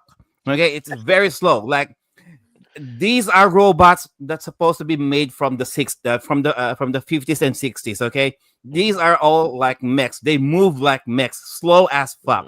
Okay, they don't move like Deus Ex Machina. Mhm. Okay, they move really really slow, as they should be. Okay, Mm. remember Slower these than are walking. $50 game. Yeah, remember these are What, walking what, tanks, like what literal. was that, Jamar? Okay, It's lower than Tito Joe's game. Oh yeah, well, even actually, slower.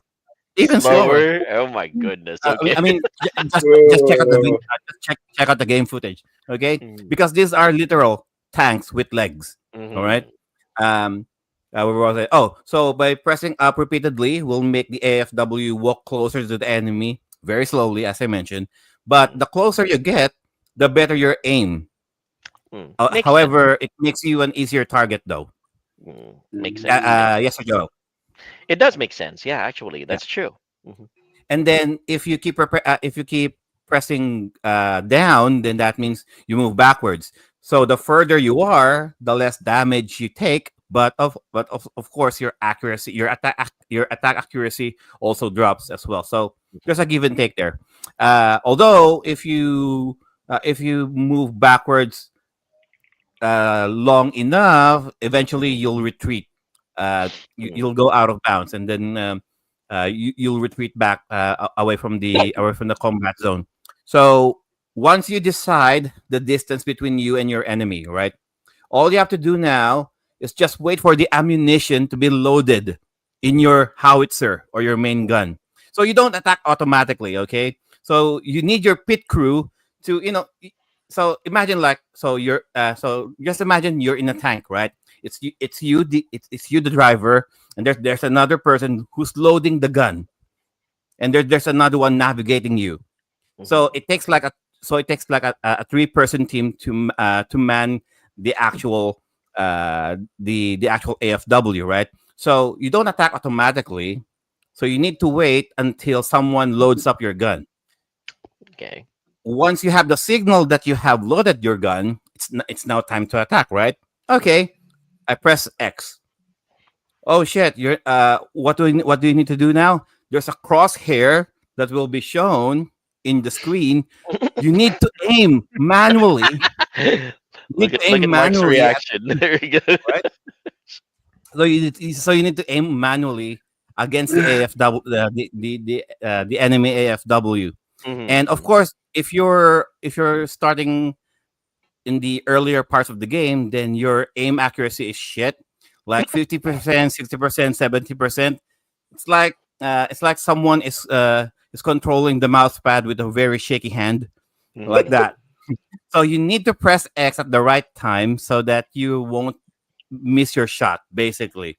Okay, and there's a good chance that there's a good probability that you'll miss a few times, but that's what makes this game a little bit different from the other games. Okay, so it's it's very strategic and a little bit and lots more interactive in terms of mobility, shooting, and accuracy here. All Hmm. right, and of course, the more enemies that you defeat, the better your moves, the better your accuracy will get. All right. So I talked about the crew here. Okay, so you also have human soldiers here that will accompany you, not just the enemy as well. So you got your AFW, and then you got two sets of soldiers. One that you can control as a vanguard; they can go in front of you, or they can be positioned as a rear guard. Okay, if you place them as a vanguard, they can provide additional support like additional gunfire. If you place them as the rear guard, they can function as either raise your troop morale. They can either fix some damages or even heal some of the wounded soldiers during the gunfight. All right. Oh, there's another thing here. So with the soldiers, there are also skills that these soldiers, some of the soldiers, will have. Okay, some of them will have either like some of them specialize on shooting armor piercing shells. Some of them are capable of doing quick repairs. Some of them can bring out smoke grenades. Some of them can bring out flash grenades as well. There are different kinds of skills here, and you can find all of these exceptional soldiers across the map if you know how to find them. Okay, if you're able to find all of them for each mission, then you can pretty much customize the best personnel that you have for each battle. Okay. Personally, I would prefer like I have a attacker soldier, attacker vanguard, and I have a like a healer or engineer type of rear guard. So at least I have someone providing me with cover fire and someone who can heal me as well. Well, that's just my preference anyway. So um, yeah, that's pretty much it. Ring of Red. I don't know why they call it that. I believe the Japanese version has a different title, but yeah, that's Ring of Red for the PlayStation 2. A what if scenario during the end of World War II and the beginning of the Cold War between the Soviets and the Allies. I think Is JDM it? in the. Oh, sorry, Messino. You go ahead first. I wonder if it represents like the Japanese flag, or is it the Pacific Ring of Fire? I wonder if You it know what? alludes to that. Probably. I think JDM expressed my thoughts on this perfectly in the chat. This reminds me of the Empire of the Rising Sun from Red Alert 3. Yes, it does remind me of that one. Red Alert 3 did. This one reminded me so much of that scenario where the Japanese rose into power, and the fact that there are three factions fighting: the Soviets, Yep. the Allies, and the Empire George of Takei. the George Rising Sun. Takei. Yes. Mhm. Oh my. Yes. Oh I mean, like, my. oh my. No, to my surprise, Germany is still in play in this game anyway. So it kind of adds that because especially with Sir Joel and me, we love our World War II stories. Yes. I'm like, Mm. ooh, okay, this is interesting. So But yeah, the painter wouldn't have been there anymore, right? The painter isn't no, there in the no, scenario no. anymore. Oh, that's too bad. Anyway. Just All killed right. him. I don't know. Maybe Maybe I'm not you think so? sure. Maybe. Hey, it is a what if scenario. So But who knows? you guys have to agree. The way that Joe sold this game really made you guys want to try it, right? Mark, Michael, wouldn't you say? And Richard. The All right. character portraits are gorgeous, and I was trying to look for other works of the artist. Apparently, the main character designer, her name is Miyuki Sekimizu. I can't find her other works Mhm. because the illustrations look gorgeous. The only downside when I'm looking at the footage right now is you can tell it was made for the PS2 because the PS2 had an era where a lot of games only had one color palette, One sepia. color palette. Right? Everything's brown. Everything looks brown in that game, but the illustrations are Green and brown. gorgeous. Green Green and and brown, brown. right? Fine, green and Yeah. brown. Green and Green and brown. brown. What the hell? What's the Well, standard? Like, you know what sepia is? It's kind of a Sorry, mix of green and brown. This is Isn't the it? sorry. first time I've heard of it. Michael's saying he's the first time that you've ever heard of this one, right, Michael? Yeah, this is the first time I've heard of Ring of Red for the PS2. Was this Yeah. released in I the I PlayStation do. 7 or something? I think I might have seen it in your Suking uh, Tindahan, at the every time, now and then. I But Like yeah. North believe, Mall? I believe at the time of this was released, you got Kingdom Hearts 1 and 2 already, and then Final Yeah. Fantasy 12. So So it was it was close. pretty much Yeah. been drowned by other popular series. Mm, possible. I see. FF12, another game that's drowning in sepia. Call it. Oh, see? It makes Sapia. sense. It's Sapia, yeah. No, It's correct. when this was suggested in Reddit, and then I played it. So of course I downloaded it. Yar yar yar har har. Yar. I downloaded it, and I said the game looks good. I really enjoyed it. I'm trying to buy it, and eBay it will only cost you like $50. It's really It's not cheap. so bad. Yeah, only It's not, $50. it's not so bad. You were Yeah, saying, it's not Raj? so bad. I'm gonna get it. I think it's got a very interesting name, Ring of Red, because that's the kind of how I describe myself after I've finished excreting a hot curry. It's a ring of red. You know what I mean? Boom! Okay. Oh, But ooh. no, That's it's enough for you. there's no. All right, Richard. Yes, Richard is raising his hand. Go ahead, Richard. Yes, I heard Yes. of this game, and I actually have a PS2 copy in my collection. Really, Oh, very you cool. do. Nice. Yes, actually, it is one of the games that been rarely play. Mm. The upside, yes, it's really interactive. Especially, you can easily move your men forward and backward. The only drawback is they should have spent more time in optimization because, come on, It is slow. PS2, they could easily make a better rendering of the human or the soldiers. Mm. You Well, know what? yeah. That's fine. And That's fine because yes, and I because repeat, yes. uh some of the okay, this is for Miss Hinu. Some of the female soldiers here are wearing way too tight pants. We talking Let's about? just say. You got my Yeah. attention there. I'm not Okay. complaining anymore. All right. Some of the soldiers here, both men and women soldiers here, are wearing way too tight pants. Hey, listen, And I'm not. And Better. mhm, Better better. then. that's right. How do they Mm. run? It's skin tight. PS2, We all guys. need skin It's a tight. PS2. Yes, yes, sir, Mark. Oh, Yes. And Are the soldiers like have that permadeath or what? all right. For the soldiers, unfortunately, yes. But for the main characters, they don't. Mm. Maybe it's the most Unfortunately, yeah, realistic yeah, game, yeah. No, because mecha game yeah, ever. because I know this. Okay, so when I mentioned that you can move them forward as a vanguard, for example, because yeah, if you move them to the vanguard, then yes, they're more prone for enemy fire as well. Okay, Poor lad. so the technique here is that they have their own health meter as well. So if they already whenever they get like maybe like 50%, half like half of their health's already been depleted, yeah, I move them back. And as long as they're at the rear guard, yeah, no bullets will catch them. Oh wow. So they will only get damage if they're placed on as a vanguard. If you place them forward, yeah, most likely they're gonna get killed. If you place them on the rear guard, yeah, they're fine. This game Imagine is the drama.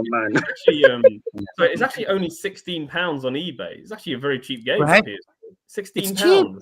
Yeah. Yeah. I was like, okay. I I'm gonna don't get see it being sold locally. I was looking at Marketplace, so maybe eBay. I'll go the eBay Yeah. route then. It's on the bay and it's a good place to get. This is a good, yeah. I mean, this is one of those good games that I tried that Sir Viraj will not bitch about. Yeah, I won't think about it. It's a good game. It's actually a very good game, and I won't. No, good game. It's a game I'd play. So there you go. All right, Ryan, go ahead. Richard, Yeah, go. Ryan is raising his hand. Go ahead, Ryan.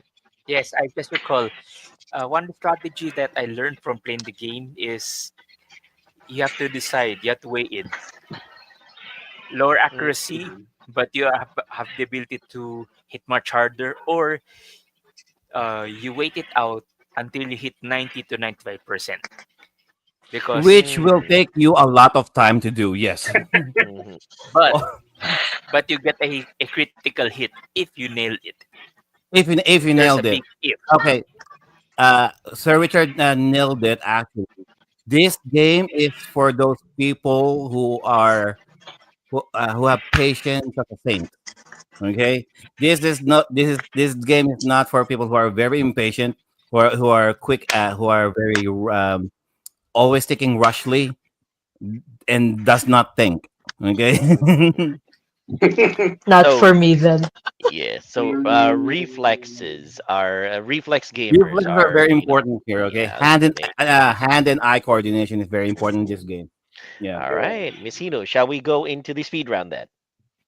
All right. Sir Is Jomar. everyone done? Sir Jomar hasn't. Oh, Jomar hasn't done this yet. Go ahead, Jomar. Go. Go. I thought he already hit it. Anyway, that was my mistake. Go ahead, Jomar. Yeah. Okay. So,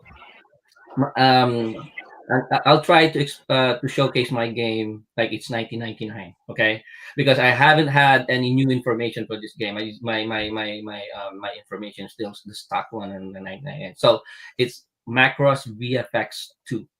Mhm.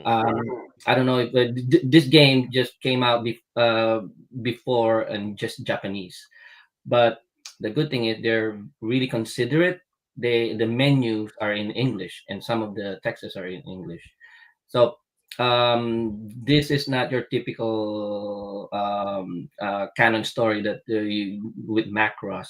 So this is a different story by the guy named Aegis.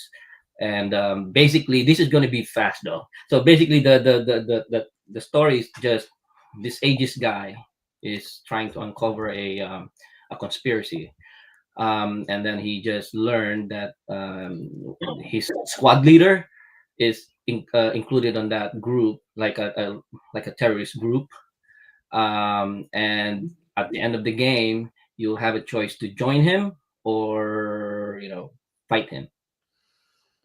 So that basically is the story of this Macross. It's pretty straightforward. Um, Up until now, I don't know the full detailed story because it's in Japanese, and these are one of the games that, for in my opinion, I didn't need a story because the gameplay is really cool back then. It's a third person shooter that actually you can transform from those you can transform the Valkyrie from the three options that you have. It's Yes. really fast. The game is really fast, and what's really cool about this is like the Macross, um, um, what you call this, macro style when you release missile. Oh It's yeah. like Mhm. massive. It's like massive. It's like it's Gundam. It's the same as Gundam. So when I played this before, uh, I didn't mind about the story. It just when I saw it and then played it, I just got hooked. Any You went question? for the That's gameplay. yeah. Yeah, the I gameplay see. is I fine. have It's really fast. And then there are instances that you can follow or attack an enemy using Valkyrie mode or the robot mode or what you call that? Jerwalk. Yeah. Gerwalk, the half So mode, half plane, half yeah, half plane, half humanoid. yeah.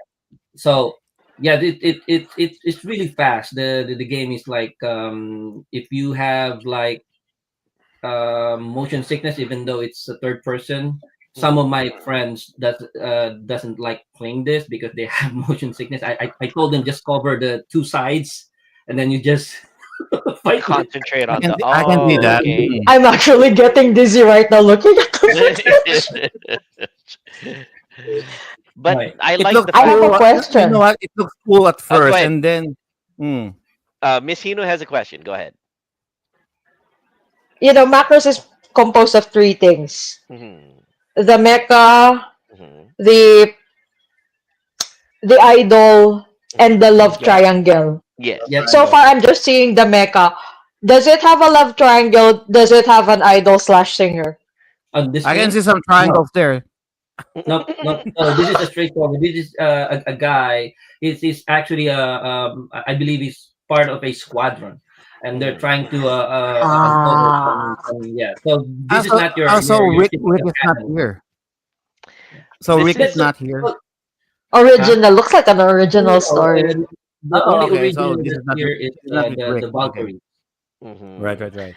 I like the fact that the model of the Valkyrie and that turns into the Jerwalk and the Battloid or Battleroid is Yeah, accurate. You can imagine the Right. polygons that go into it and actually do follow the transformation. You can bring that model of polygons out of the game and make an actual toy of this from the look of it, from the right. way that Yeah, it's modeled. Yeah. Right. Very cool. I like it. yeah. It's pretty cool. But if you're looking for the typical storyline, it's not you're not gonna find it here. Actually, Macross is a love story rather than Yep. Do It's a you space remember opera. love? It's a space opera at best. Yes. Hmm. True. Question. Does the SDF1 featured in this game? The True. SDF1. Uh, I think Base, yeah. So yes, base. it should be here. You have like four of them or three, something like this.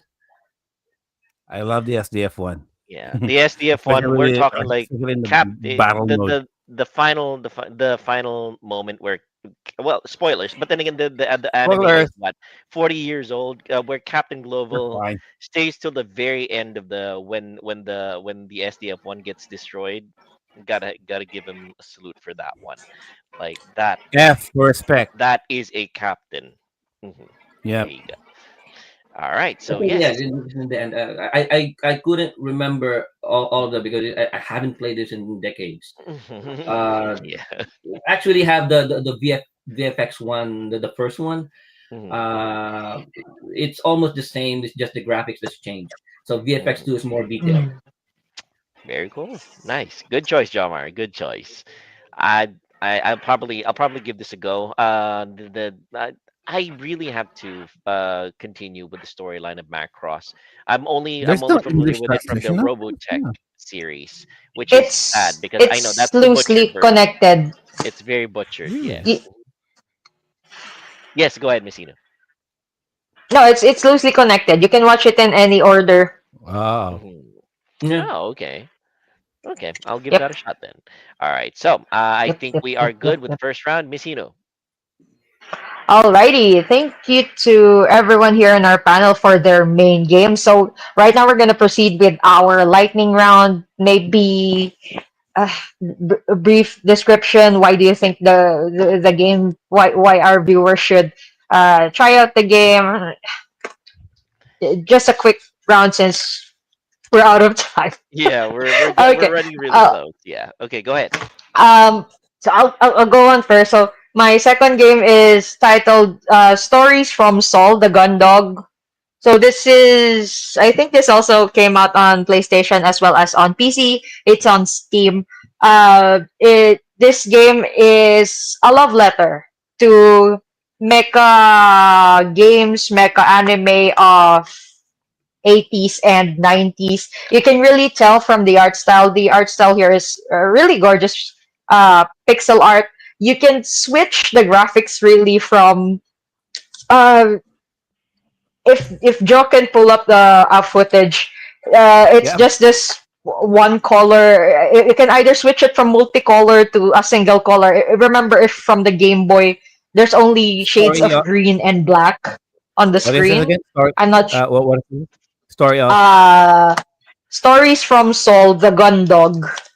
Stories from Soul. Yeah. Um so you're basically the security officer of a ship here. You're just navigating at the edges of Jupiter. You're not really sure where you're stationed there. You were doing so fine with your previous ship assignment, and you're transferred to this smaller ship with a ragtag team again. I think it's a common theme amongst mecha, and you do security checks. This is a visual novel, but there are parts where in the battle you get to do some quick time events. There's a timer at the side, so it's like dodge left, dodge right. Doesn't have that much action, but it's still, you can really tell Ah. that it's rooted on mecha, mecha shows of yesteryear, and there's some references that I've seen here. I'm playing the game in English, so I saw some reference like, "Do you know the singer Linny Min May?" Yep. Or "Have you listened to Fire Bombing?" So that clearly references to Macross. And then there's also this dialogue wherein I used a red race car. It's three times faster, so that's a Gundam reference right there. So I'm not sure about the Japanese translation or if the English translation team took liberty. So yeah, that's for me right now. Stories from Soul the Gun Dog. I heard it's pretty short. I'm not yet done, but I wish more people would play this since it's a Oh, nice love letter to retro. is it the one right here? Yes, that looks like it. Yeah, Yes. there, if our panel can see, just really charming old school art style. Uh, the UI is reminiscent of like the screens that you would see on sci-fi movies, lots of knobs, lots of buttons. Heck, It's just it it reminds me of gets the the old DOS aesthetic. games. Yeah, it reminds me of the old DOS games like Cobra Mission or something. So yeah, There you go. yeah. All right, nice. It looks And gorgeous. it does. I Hmm. agree. All right. So no opinions to no opinions for reactions. Continue with the next person, Missino. Call them out. Go on ahead. Next, Mark, what's your Yes. game for our lightning round? Um, I was thinking about what do they call this? What's the game? Robot Tyson or what? But I think I'm going for. Is it okay with Pacific Rim? Yes, Yeah, go for it. of Yeah. course. It was a video Yeah. game on Pacific Rim. They actually made a Yeah. game on that crap film. Xbox. Yes. Okay, let's have a look. It's from Xbox.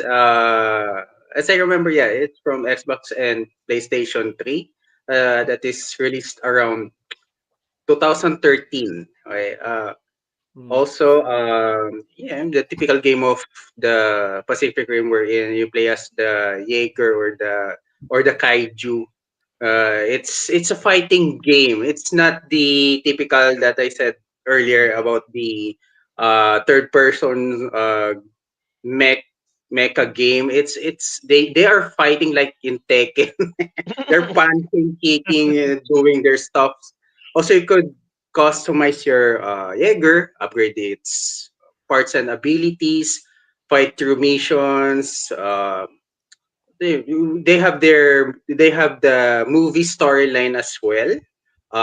It's not that complex game for me, and I played it like for about 8 hours only. Wait, And after that, I said, okay, I'm done with this game. I just love the movie, the game. I'm not so sure. have you got Idris Elba voicing there? Go on, soldier. Like, have you got like any voice acting? I want to do the Briton accent, but I can't. My English is so Your not English is that. good, don't worry. It's good English, don't worry. But yeah, doing Uh, that Hi. accent, speech therapy, so don't Uh, worry. as an Australian, I am rooting for Striker Eureka. All right, right from you. go Yeah. Striker Eureka. Hmm. Also, as I remember before, there's a Jaeger that's from the Philippines. I just forgot the name. Mhm. Lapu Yeah. Lapu, I think. So Maybe. yeah, that's for my topic. Kariton at Caballo, probably, or something like that. You know. Probably. I think it was named after Philippine Cobra or something. I Oh, just really? forgot. Okay. Yeah. All right. Next Oh, person, Miss we Miss have one of Call those. them Okay. out. Well, I mean, this is time. We have a Next lot. person, Next person. Viraj. Viraj, no. All right, so I'll be quick with this one. So the game I'm going to pick is called Assault Suit Linos. It was known as Target Earth for us for those of you in America. We never got this game in Europe again, so we were robbed. You can play it currently on the Japanese Sega Mega Drive Mini or the Asia region Sega Mega Drive Mini. It came with that, and if you say it's an English language, you can play the Western version of the game. And it's also released on Nintendo Switch Online as well, so there's another way of playing it that way. It was developed by MECHAS, which is the publishing arm of NCS Corporation, which don't make games anymore now, and they've since sold their IP to another company. But this is the first in their series. It's a very, very difficult game. This game is hard. I'm not even going to lie. Okay, it took me about 20 attempts before I could get past the first level. It's an action game which involves you controlling a mech. This isn't the game in question. I think this is a different game that you put up here. So I don't know what that is. Oh, this is a PS4, I think. Yeah. It might be a PS4 version of the game. So Assault Suit Lanos Mega Drive or Genesis. You put that in and you'll find There it. you go. Okay. So it's Burger King. I think I'll have that for lunch. Anyway, continue. yeah. Okay. So you have Still looking for it. Go. Explain. So you have this mech that you start off in, and you're escaping from Ganymede, and basically you're going to Earth to destroy the enemy. That's basically it. And what you do is you engage with getting off of Ganymede. That's the first mission, and destroying a gunship at the end. The other mission is just surviving in space before you get to Earth, fighting off enemies and whatever. you pick up power-ups when you get through the game as well, and your character gets stronger and stronger as you get through. And when you get to the next level, there's only so many weapons you can get. This is the game. Here we go. Assault Suit Lanos or Target Earth. And you have that. Now, the difference between Target Earth and Assault Suit Lanos, the Japanese version has an uncensored storyline. So there's a love story in there that they've censored in the European, the American version. But there you go. There's your little mech suit. And you have to really, the key of this game is to not take that much damage, and you have to be strategic. And the idea is to be more evasive than attacking the enemies just head on. So there's a strategy with that. So 1990 NCX Corp, very, very difficult game. It's 8 levels long. When you die, you die. There is no like continuing. You start from the beginning again after that, or unless you don't get a continue or whatever. You pick up lives and stuff along the way, but it is very unforgiving, and you will get frustrated playing this game. But it's a very well made game for what it is, in my opinion. But this is the first of the series. I'm just going to very quickly mention the second game in the series, which was a prequel to this called Cybernator on Super Nintendo, or Assault Suit Vulcan, which is actually much more forgiving than this game. That came out. It was a sequel in terms of the games, in terms of the game being the game, but it's a prequel in terms of the story, and it's set 100 years before this game was created. It's this story of this game, and there's a drunk video of him talking about this game. Much better graphics than the Mega Drive one, but it did come out later. You've got a lot more going on there, as you can see. Much more, your transparencies, better effects. But then, to be fair to the first game, this game was made a lot later. But yeah, again, part of the same sort of series. As you can see, Virage loves this sort of mech game. The sort of Metal Warriors and the Assault Suits game. There's also Assault Suits Lanos 2 on Sega Saturn, which is a direct sequel to the one on the Mega Drive. So these are games worth trying out. They're challenging. If you want a challenge, if you like more action than what we've seen here with all this turn-based crap that this lot are showing you, this is something that you want. This is something that you might want to go for. All right. But yeah, this is like a lot of fun you'll have with these games. In terms of fun factor, these games are really worth playing. But anyway, that's my thoughts on that. All right. Thank you for that, Sir Viraj. And how about you, Sir Mike? What you got? Second game. Lightning round. Second game, I actually got Armored Core 2. It was mentioned earlier. Ooh. That's okay. Go for it. Armored Core 2. Okay. So, for Armored Core 2, as a kid, again, way back in the 2000s, of course. So this is basically a game that I was not able to finish. I never got past, what's his name? 8 ball or 9 ball something. So it's the thing that I got stuck on here is the customization of the rope of the mech that you actually use. So after playing one stage, I keep on customizing, and that's where I got stuck on. So just played around 5 missions, and then ultimately quit because it took me the whole day just to customize, make it look good, and everything else. That's the real problem of a deep customization thing with these type of games. You really want to look good, but it gets destroyed once you enter that field. So yeah, that's it for me. All right. And That's I'm just, Armored. I'm just suddenly depressed by Michael's mentioning that he was a kid in the early 2000s. So I was just saying, I was just saying that if No one was saying anything, man. Why did you have to? I was just thinking I was born in the 1900s. If that's the case, Back in the early 2000s. Back in the 1900s for me. So yeah, the Let it go. the I'm buggy, thinking the At least you have a full head of hair. Okay? yeah, somehow that's kind Some of of makes us. up for it. That is true. That is true. Yes. All right, good choice, Michael. Armored Core This is 2, like very very good. This is game. like 20 years ago. 20 years ago, guys. No, 20 dude. years When ago in already. my mind, if you mentioned the 1980s, it was 20 years ago. It No, it's feels that 40 way. years ago. Yeah. It It feels feels that that way. way. The 90s feels that I way for me. feel like There 20 you years ago, it's still in the 80s, right? Well, there you go. That's it. All right. So Michael put in his 2 cents worth. I think Jomar has the honor of going next. Jomar, what's your second game? My second game will be easy for you guys. So it's Zone of the Enders. Yes, very Oh, cool. Zone I of really the love that Enders. game. Oh, Yeah, nice. so it's like a PS2? typical Gundam that it's a unintended pilot just slip on the cockpit and then that's it. Mhm. You're the hero of everything. Zone of the Enders though is one of the games that you have really good story and really good gameplay. Was it done by Hideo Jehuti. Kojima? Yeah, he Yeah. was part of it. Yeah, Mhm. he was part of and Konami. Yeah, yeah, it's Konami. All yeah. right.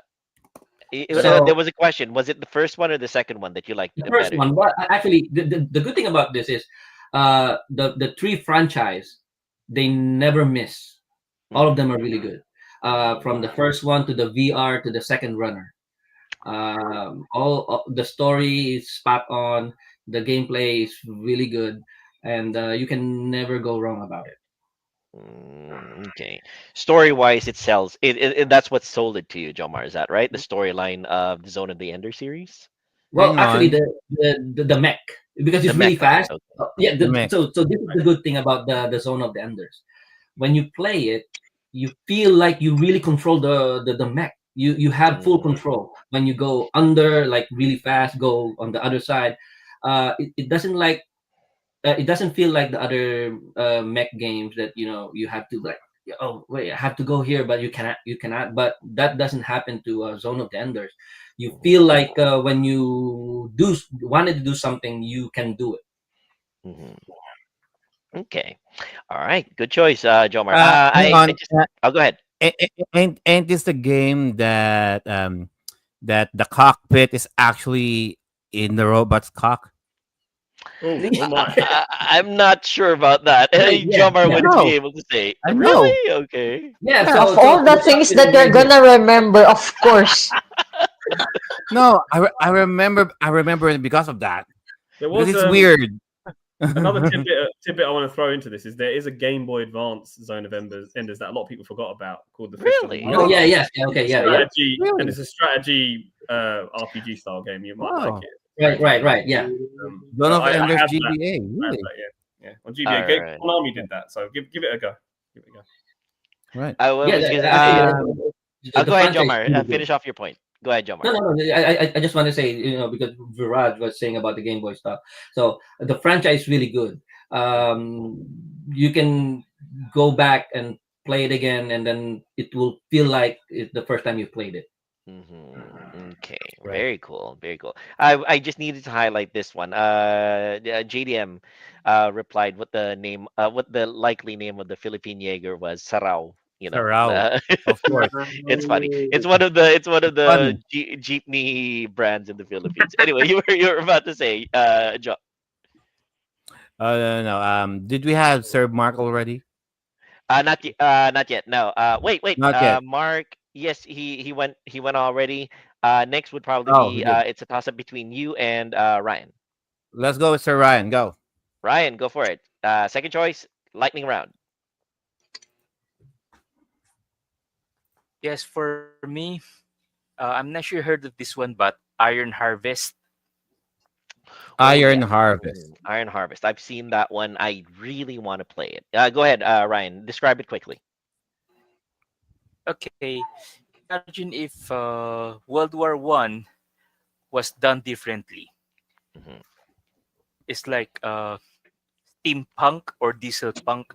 Yes. And the reason I chose this Mm. is the authenticity, because Mhm. you have the option of switching between an English dialogue or native mode, meaning, example, Polyana, they will speak in a Polish accent, and the Rusviet, they will speak in the Russian accent.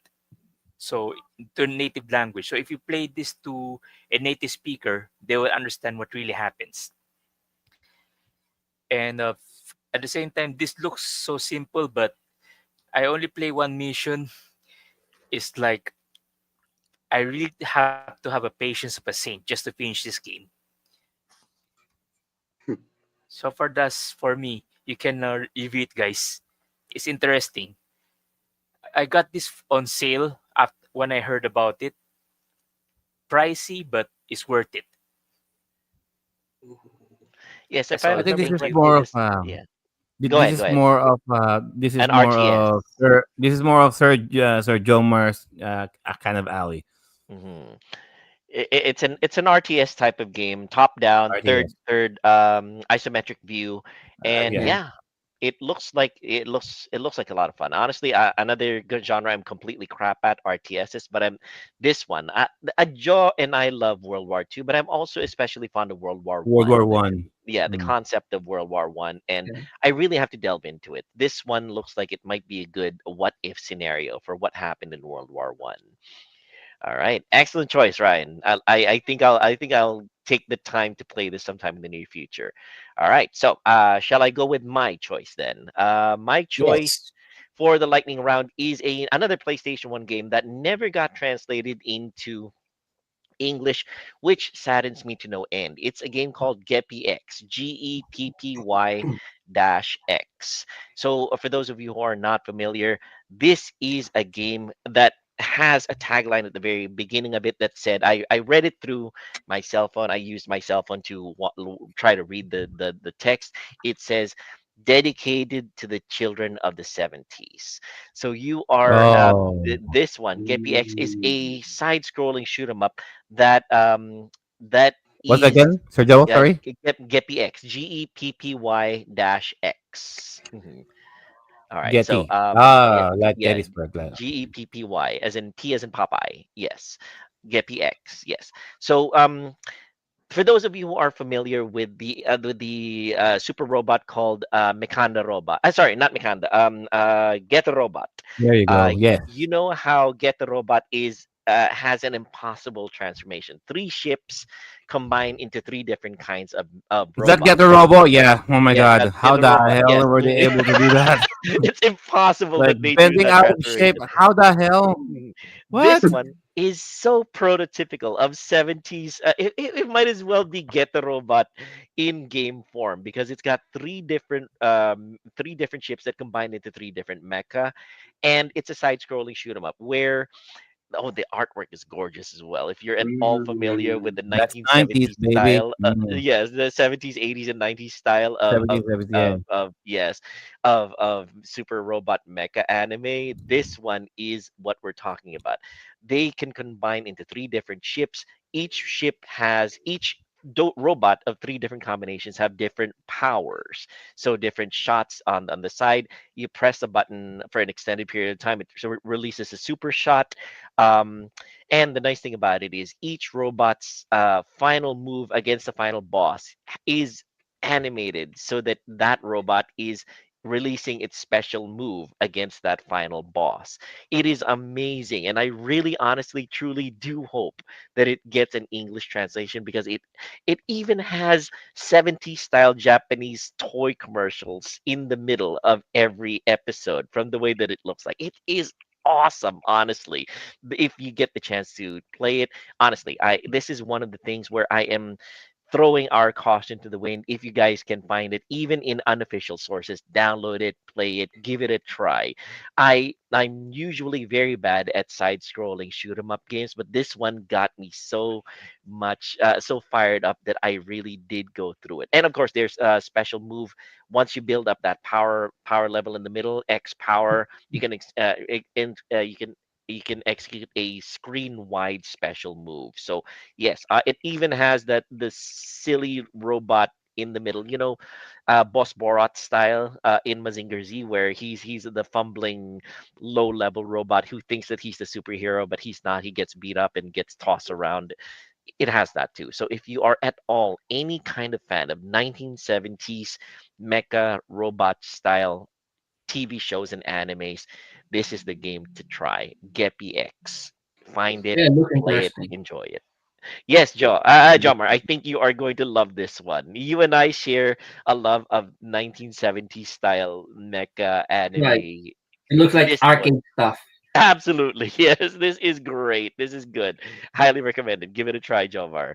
All right, and that is my game. And Joe, I think it's your turn. Oh God. Okay.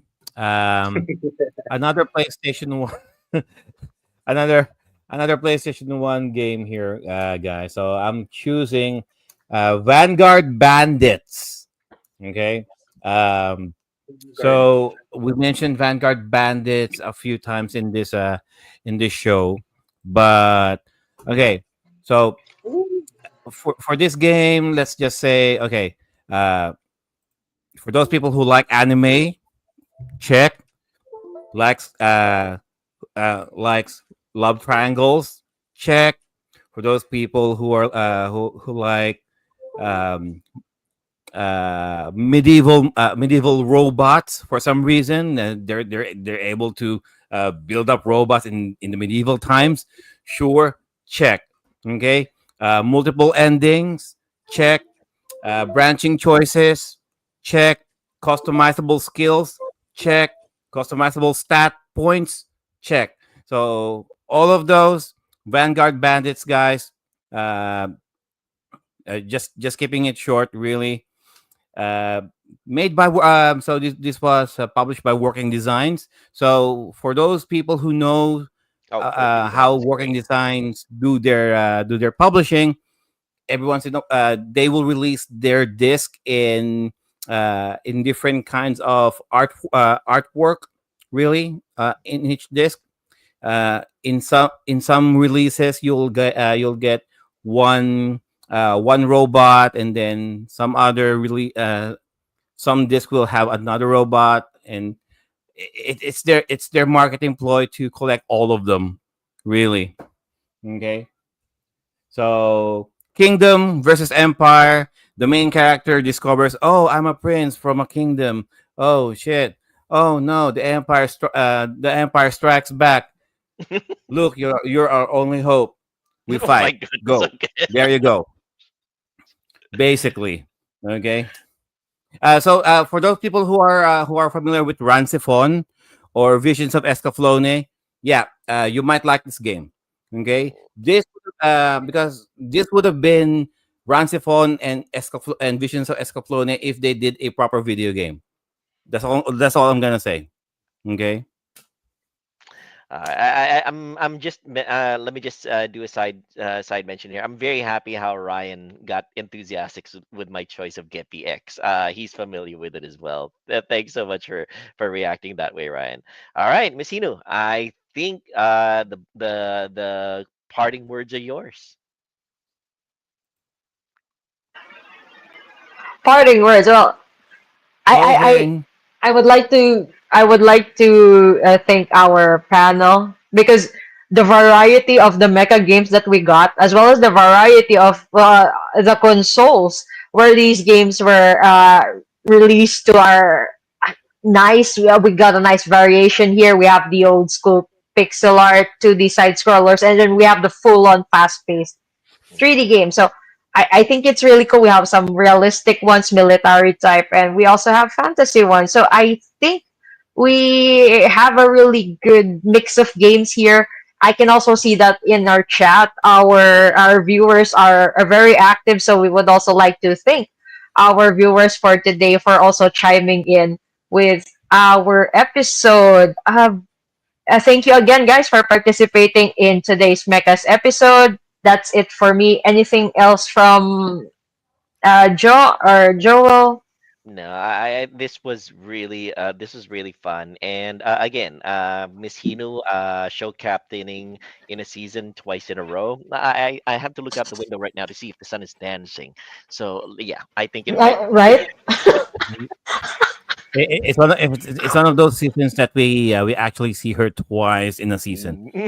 But it's great. It's It is great. we love to have her, and she's really electric in the show. And thanks so very Yeah. much, Miss Hinu. Yes. All right. A very, very busy girl she is. All right. Mhm.